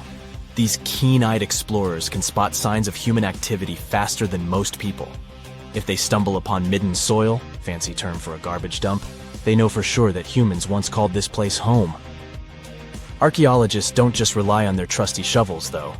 They have an arsenal of gadgets to aid in their search for hidden wonders. Geophysical tools are like their secret weapons. Take the resistivity meter, for example. This clever contraption measures the electrical component of the soil and any buried features or artifacts. A buried wall, for instance, will create a different resistivity reading than the surrounding soil. Magnetometers and ground-penetrating radar work in similar ways, showcasing potential hints of ancient treasures in the soil. And who could forget our trusty old friend, the GPS? It helps archaeologists map out precise locations, like a high-tech treasure map, leading them straight to their pot of gold. Care to virtually visit some of the most important archaeological sites in the world? Well, follow me. In the United Kingdom, for instance, you'll find this interesting place called Stonehenge. It's one of many henges scattered around, but this one really takes the cake. Picture this: massive ancient stones standing tall and proud, arranged in a funky outer ring and an inner horseshoe, with some smaller stones thrown in for good measure. And guess what? These amazing stones have been around for over 5,000 years. Talk about a serious case of rock-solid longevity. Now, here's where it gets interesting. According to local folklore, the legendary wizard Merlin whipped out his magic wand and poof! He teleported these massive stones all the way from Ireland. Apparently, some giants had assembled them there, but Merlin decided they would look much better at their new location. Others think it's just the ruined remains of an old Roman spiritual edifice. These amazing structures were built by our Bronze Age ancestors. With their simple tools and limited tech, they managed to create this monumental masterpiece. Impressive, right? Unfortunately, there's still so much we don't know about this area. Stonehenge's initial purpose remains a mystery to this day. Sure, there are lots of theories, but scientists have yet to agree on the subject. However, we do know that it's perfectly aligned to catch the sunrise during the summer and winter solstices. The ancient city of Pompeii is an equally amazing archaeological site. Picture this. Mount Vesuvius, a notorious troublemaker, decided to throw a volcanic tantrum and completely covered this ancient Roman city. It turned it into a time capsule, located outside present-day Naples in Italy. Fast forward to the year 1748, when a bunch of adventurous explorers stumbled upon Pompeii. Lo and behold, they discovered a treasure trove of well-preserved goodies, streets, houses, food, probably a bit stale by then, blingy jewelry, fancy sculptures, colorful frescoes, everyday household items, and even animal and human remains.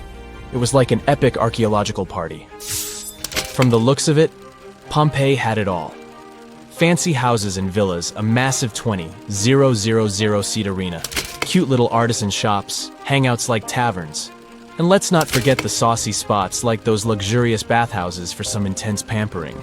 There's also the Sanctuary of Apollo, where people used to gather for their daily dose of worship. And of course, the bustling heart of the city, the Forum of Pompeii, where all the cool people used to hang out. And guess what? Pompeii is so cool that it made it to UNESCO's World Heritage List back in 1997. That's like the ultimate Hall of Fame for historical awesomeness. It also includes many other famous buildings and sites, like the Taj Mahal in India and the Acropolis of Athens in Greece. Under the burning sun, among the sand dunes, somewhere in the Sahara Desert, you're walking in search of an ancient treasure. Finally, you find a strange rock in the sand. It's big, looks like a large piece of black coal or rock, but something shiny on its surface makes the rock unusual. This unique find is the oldest thing that has ever been discovered on our planet. This rock was born long before Earth appeared in outer space. The unusual meteorite was found in 2020 in a remote area of the Sahara Desert. Scientists have analyzed the isotopes of magnesium and aluminum on the stone's surface and found that its age is about 4.5 billion years. At the moment, this is the oldest sample of magma from space in history. It belongs to a small protoplanet that didn't have time to form completely.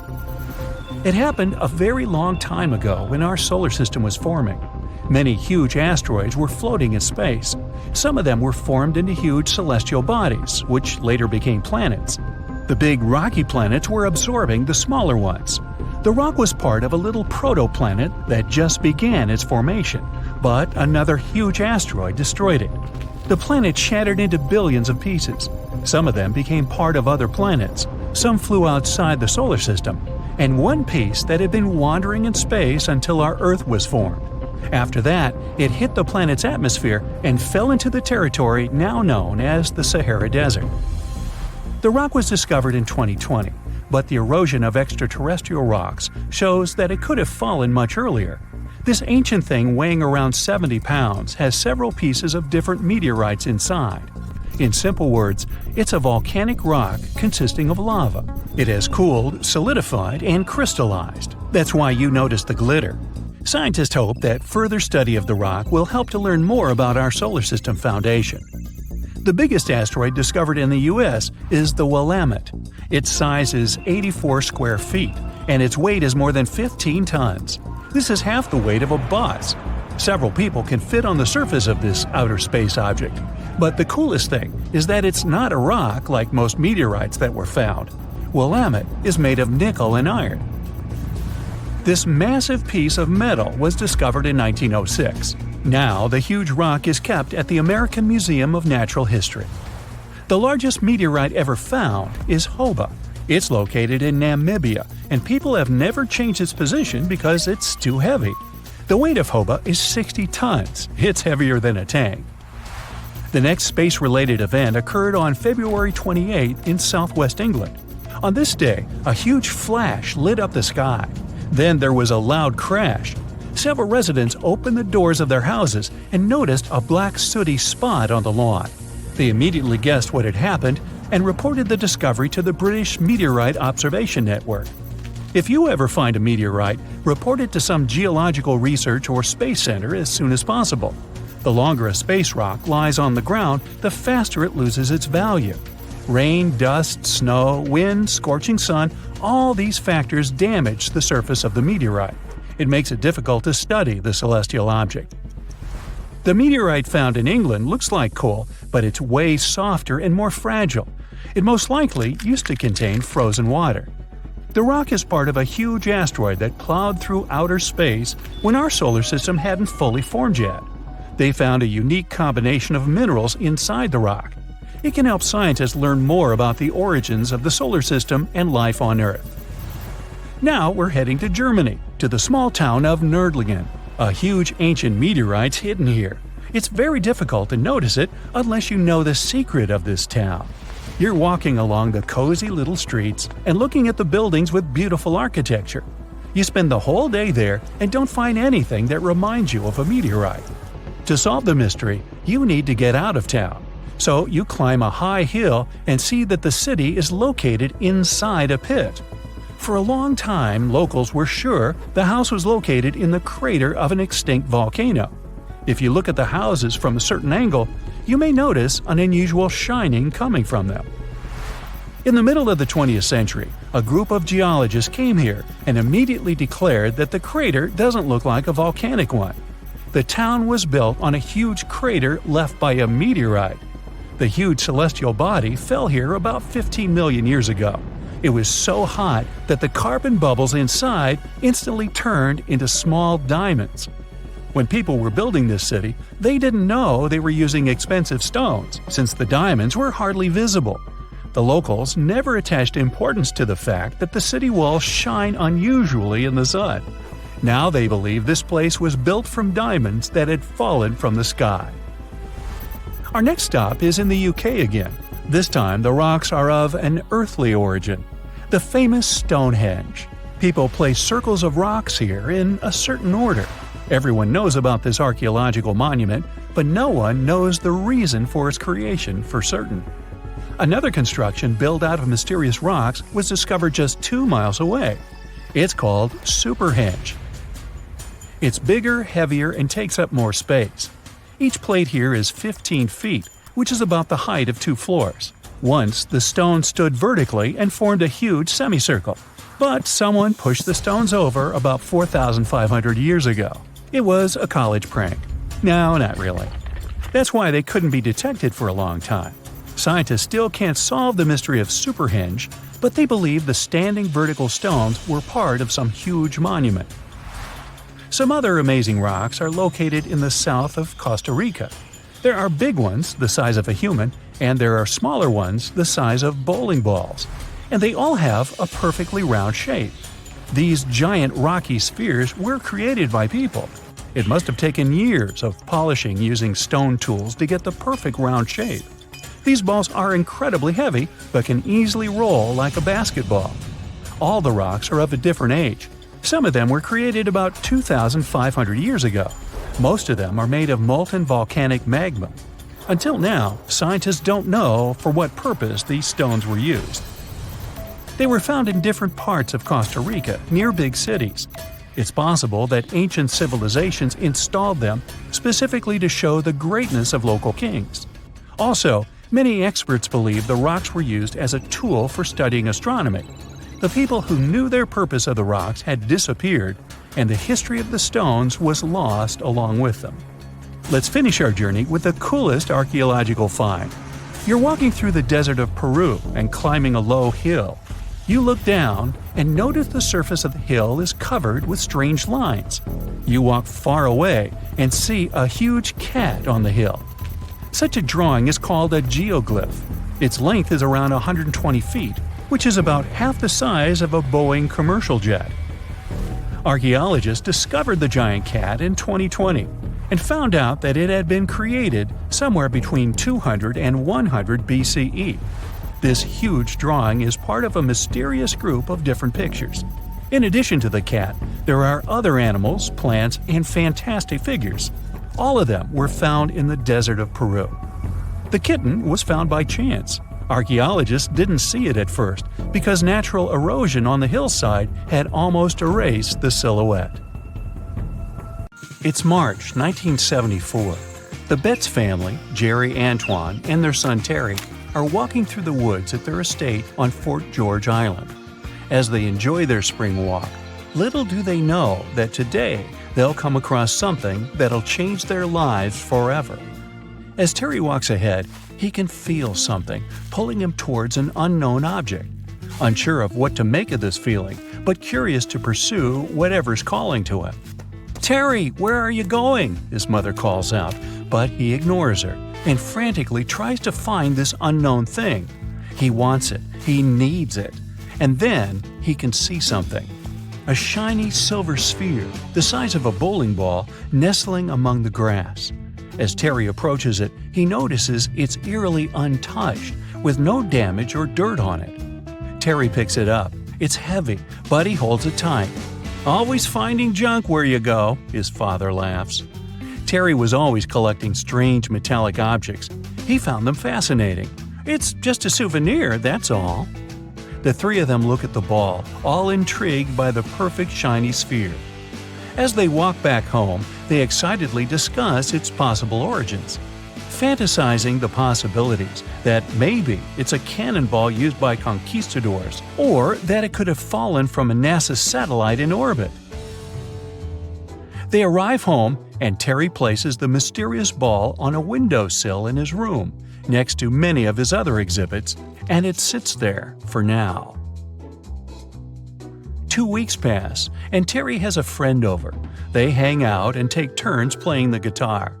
Terry strikes a chord, and a vibration occurs that comes from the windowsill. The boys sit silently, spooked by the unknown sound. They look around to find where it came from.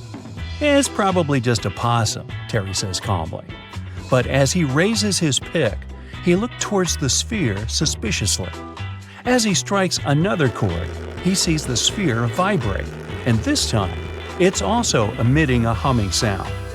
Terry puts down the guitar and approaches the ball, and as he reaches toward it, the sound slowly fades.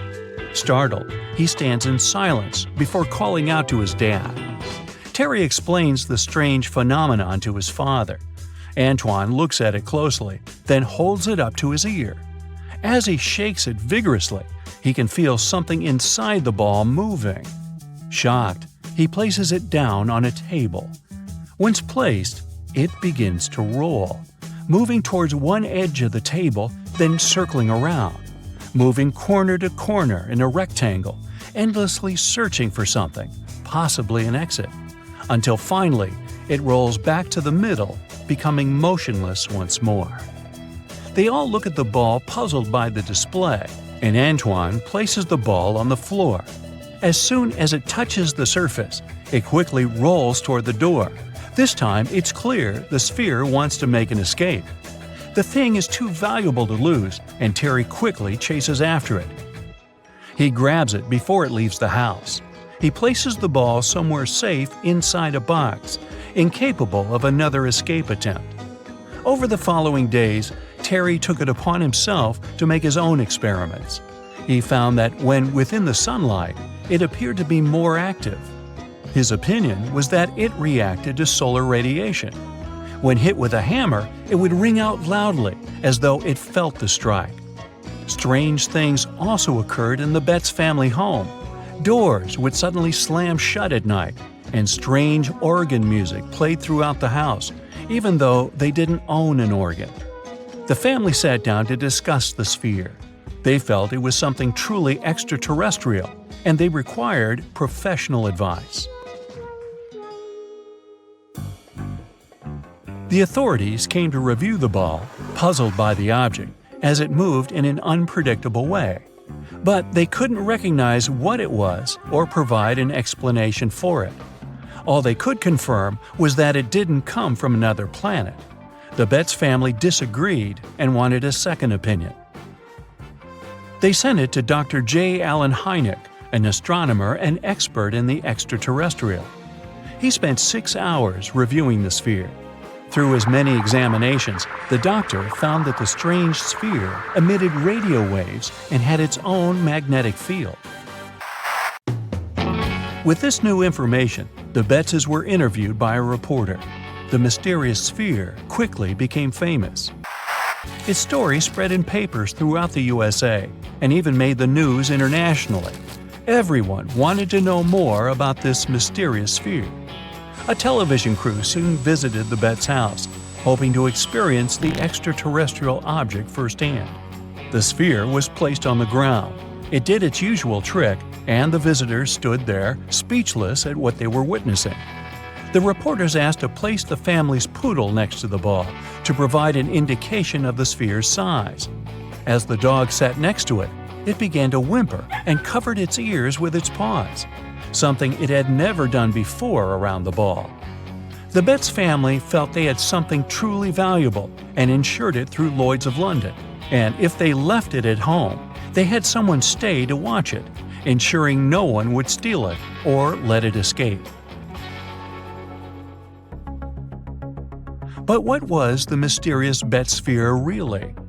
When responding to the press, the spokesman from the authorities revealed the sphere was made from high-grade stainless steel. Although the sphere wasn't something they made themselves, it was still likely created somewhere on Earth. If it came from outer space, they advised it would be made from different elements.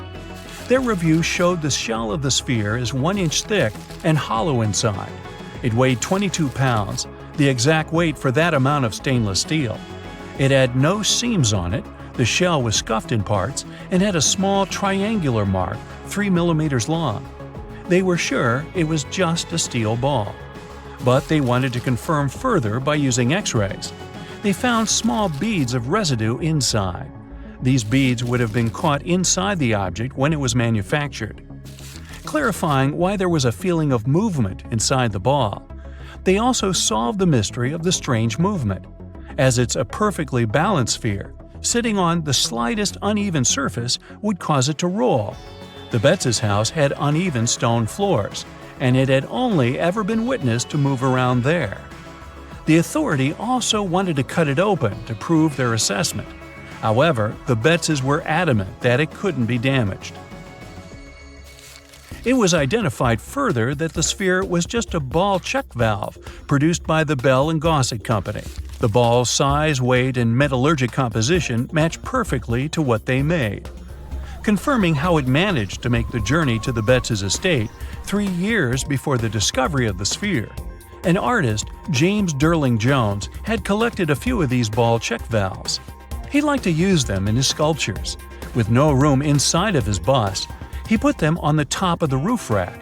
His journey took him past the Betts' estate, and along the way, a few of these balls happened to roll off and were lost, at least until Terry came along one fine spring day. But what about the radio waves and odd magnetic properties confirmed by Dr. Hynek? Well, although Antoine claimed that's what was found, it was never confirmed to be true with the doctor. The 1970s were a heyday for all things out of our planet, and anything related would gain popularity immediately. The authorities only enhanced this by providing monetary rewards for supporting evidence. Finding something extraterrestrial could have been just a ploy by the Bettses for a cash reward. Hey, did you hear about the Philae spacecraft and its wild ride on a comet called 67P back in 2014? It was supposed to have a smooth landing, but things went haywire when parts of the device failed to fire and Philae bounced off the surface like a rubber ball. It was like a scene out of a cartoon. Luckily, Philae managed to send signals back to Earth, confirming it was still working, but no one knew where it ended up. It was a mystery for almost 2 years, until new images from a nearby probe revealed Philae's awkward position. lying on its side with its spider-like legs in the air, wedged in a shadowed crack on 67P. And it gets even better. Philae's data suggested it had made a brief second touchdown that lasted only 2 minutes, and scientists had no idea where it happened.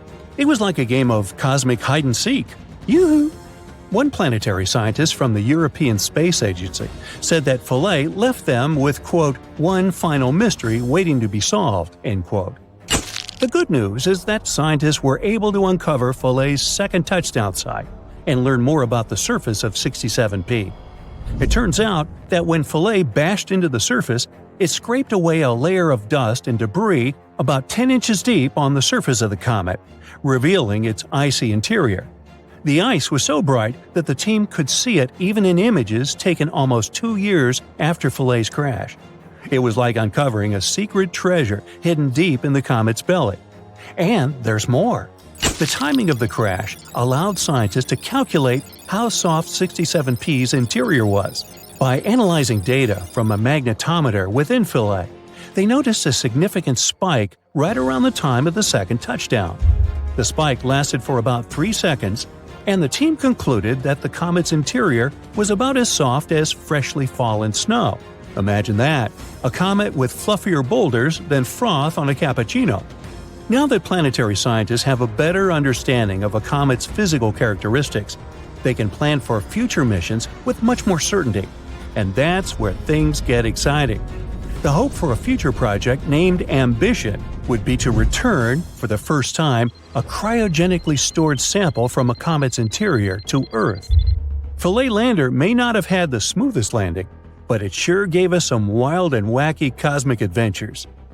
When it comes to comets, probably the star of the show, wink wink, in the comet world is Halley's Comet.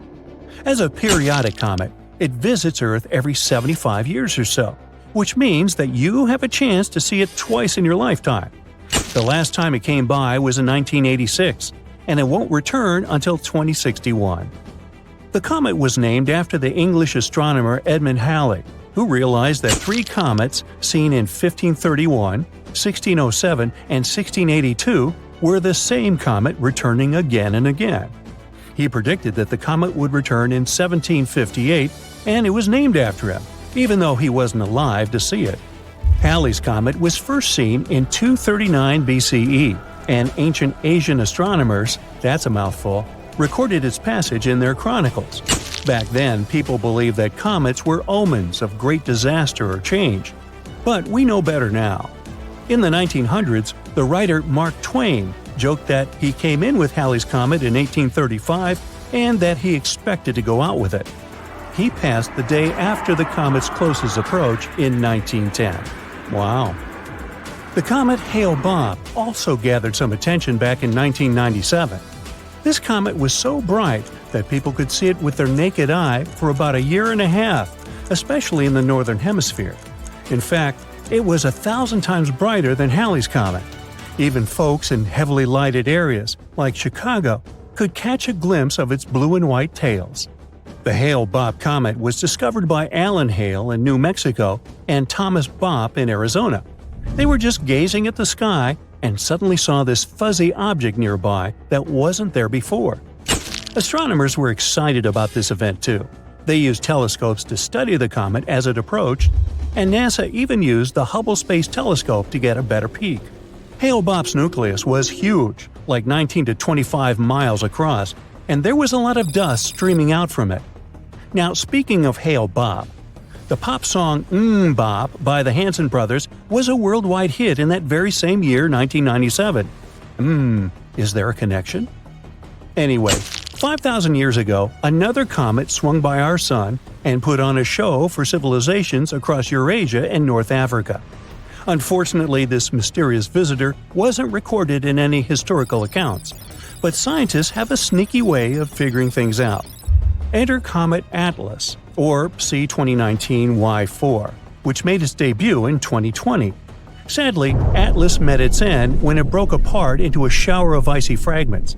But in a new study using NASA's Hubble Space Telescope, astronomers discovered that Atlas was a broken-off piece of that ancient comet from 5,000 years ago. Talk about a family reunion. Comet families are not unusual, and one of the most famous examples is the doomed Shoemaker-Levy 9 comet that fell piece by piece into Jupiter in 1994. But Atlas is a bit of a weirdo. It broke up while it was far from the Sun, which is strange because it should have broken up during its closest pass to the Sun. How did it survive its last pass 5,000 years ago? Well, by observing the breakup of the fragments, scientists can learn more about how the parent comet was put together. And they've discovered that one fragment of Atlas disintegrated in a matter of days, while another piece lasted for weeks. This suggests that part of the nucleus was stronger than the other part. But the explanation for why it broke apart is still up in the air, pun intended. It could be due to centrifugal forces, or it could be because of super volatile ices that blew the piece apart like a firework. One thing is for sure though, Atlas's surviving sibling won't return until the 50th century. So until then, we'll have to settle for admiring the other beauties of the night sky. This next funny story is about a bunch of astronomers on the island of Maui. One night they were just chilling and gazing at the stars with their fancy telescope when they suddenly spotted something weird. It was a comet, but not just any old comet. This one was traveling super fast and had a really strange shape. It was so odd that they even thought it might be a spacecraft from outside our planet. They named it Oumuamua, which means a messenger from afar arriving first in Hawaiian. Now, I know what you're thinking. Did they find a new civilization living in space? Well, not quite. But what they did find was pretty cool. You see, when comets pass through our solar system, they usually speed up as they leave because of the sun's gravity and the dust on their surface. But Oumuamua was too small to have any surface dust, so it didn't have the same glowing halo as other comets. So, what was causing Oumuamua to speed up? One possibility was due to a strange effect, where small bodies like asteroids absorb photons from the sun and re-radiate them in a propulsive plume. But that effect was too small to explain Oumuamua's acceleration. That left three possible explanations: propulsion provided by nitrogen, carbon monoxide, or molecular hydrogen. And guess what? One theory is that Oumuamua was rich in water, which is made up of hydrogen and oxygen. Some believe that before the comet entered our solar system, the water froze into ice in what's known as an amorphous state. This type of ice is porous and dotted with pockets, like my jeans. The theory then goes to say that cosmic radiation caused some of the hydrogen in the water molecules to break away, collecting in the pores like fuel in tiny fuel tanks. When Oumuamua entered the inner solar system, it probably warmed up just enough for the ice to convert to its crystalline state, essentially closing the pockets and forcing the hydrogen out of the comet. This might have provided the propulsive push that could explain the acceleration. If this theory is correct, there are no cosmic neighbors, just some really cool science. Aloha! Welcome to Rapa Nui, better known as Easter Island. It's a tiny speck in the vast Pacific Ocean, 2,200 miles away from the coast of Chile. This island is most famous for its eerie moai statues. This place is also home to one of the most mysterious writing systems in the world, called Ronga Ronga. We found it on 27 small wooden tablets. For years, historians have been arguing about the true history of these tablets, and now we might have found the truth. Humans first set foot on this island in the 12th century. For many years, it was home to the Rapa Nui people. They were pretty isolated out there in the Pacific Ocean until Europeans arrived in the 1720s. Europeans brought with them lots of troubles, leaving only a small fraction of the native population alive. Later in the 19th century, a missionary, Eugene Iro, went to the island and discovered the wooden tablets with intricate symbols carved on them.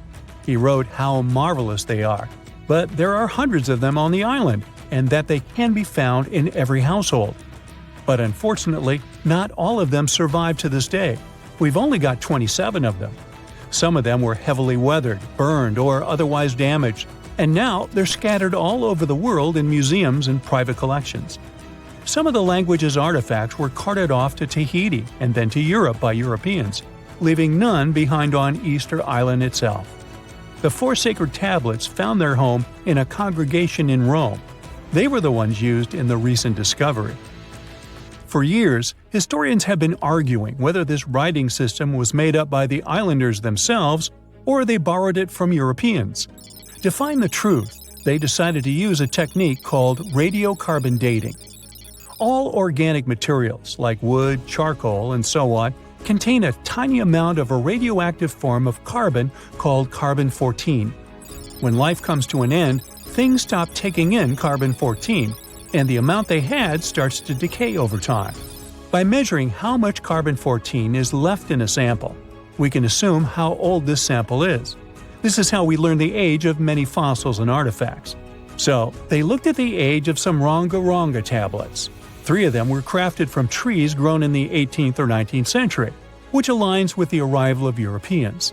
However, one of them is older than the Europeans' first visit to the island. There are 2 reasons to believe that Rapa Nui people created this writing system themselves. First, Ronga-Ronga works differently from European languages. Decoding it is a pretty hard task. Unlike English, this language boasts over 400 unique glyphs, none of which resemble any known writing system. There were many attempts to decipher this language, and none of them were successful so far. And second, one of the tablets is shown to be from around the 15th century, before the Europeans arrived. The problem is that radiocarbon dating can only tell us when the wood the tablet was made from was cut down, not when the writing was put on it. And since we've only got one tablet to go by, this isn't enough to be completely sure. On the other hand, why and where would they preserve cut wood for over 200 years just to grab it and write something on it one day? But anthropologists and historians say that it's possible. Scarce wood resources might have led the islanders to reuse old driftwood, which could be centuries older than the writing itself. This is known as the old wood problem in archaeology. Plus, the tablet looks very preserved. It was maintained to protect it from wood-damaging insects, humidity, and so on. That's why it survived over the centuries. Whatever is written on it, it was probably important for the Rapa Nui people. Now, all of these are guesses and clues, but scientists are cautiously optimistic. They believe that Ronga-Ronga could be one of the rare instances of independent writing invention, like those of the Sumerians or the Egyptians. But we need more evidence. In the Rapa Nui language, rogo-rogo means to recite or to declaim. Not everyone could write, only a select few. Probably only the elite of Easter Island, mostly men, knew and could read this written language. After colonization, none of them survived. So now we have to rack our brains trying to figure out what's written here. First, scholars can't agree on what type of script it is. We aren't even sure that this was their language. But even if it was, we don't know whether it's a primitive form of writing or a fully developed system. In the 1990s, a linguist, Stephen Roger Fisher, believed he might have cracked the code of Ronga-Ronga structure. His idea was that these tablets conveyed cosmogonies. Cosmogonies are stories or narratives that explain how the universe was created and how natural phenomena came to be. They often come from ancient traditions and cultures, like those found in East Polynesia. The tablets could have talked about things like how the world began, where everything came from, and how different aspects of nature, like the stars or the mountains, were formed. This would also explain why only the wise elite could write. Fisher thought that Ronga-Ronga is a mix of logographic and semasiographic systems, which means that some symbols represent spoken words, while others represent ideas or concepts. But deciphering them would be very hard because it requires extensive memory and knowing context, because the symbols are more like hints than complete expressions. However, other language experts disagreed with his ideas, saying there were problems with how he put together his theory. Unfortunately, Fisher couldn't prove this hypothesis. Maybe these are just drawings.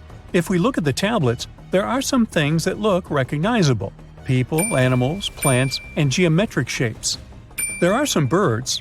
One of them looks like a frigate bird, which Rapa Nui people associate with the deity Maki Maki. There are also fish, centipedes, and so on, or at least these glyphs look like them. Could it be just art or a form of decoration? Maybe, but there are some problems. The glyphs show a high degree of complexity and structure. They also keep the same style. For example, there are several symbols that show something human-like with a raised hand. The only difference is different heads. As if it wasn't complicated enough, this unique writing style also uses a system known as reverse boustrophodon. This means that each alternate line is flipped upside down, resembling nothing seen elsewhere. We don't know why they would turn the tablet upside down after each line. But all this shows that they had some sort of system and organization behind these symbols. Plus, it seems like they use these tablets every day for some practical purpose. But there's some hope for the future.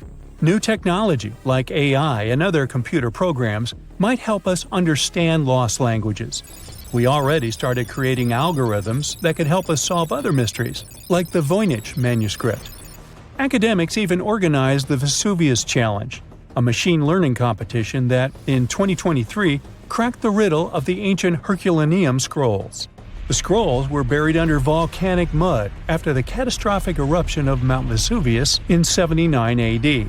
In real life, the scrolls are very fragile, so deciphering them would be a very hard task. But with digital scanning and machine learning, it's much easier. They have a rich history. They most likely belong to the personal library of an Epicurean philosopher named Philodemus. These scrolls contain very important insights into Greek philosophy and Latin literature. If we decipher more of them, we'll learn more about the rich history of the Roman Empire. That's it for today. So hey, if you pacified your curiosity, then give the video a like and share it with your friends. Or if you want more, just click on these videos and stay on the bright side.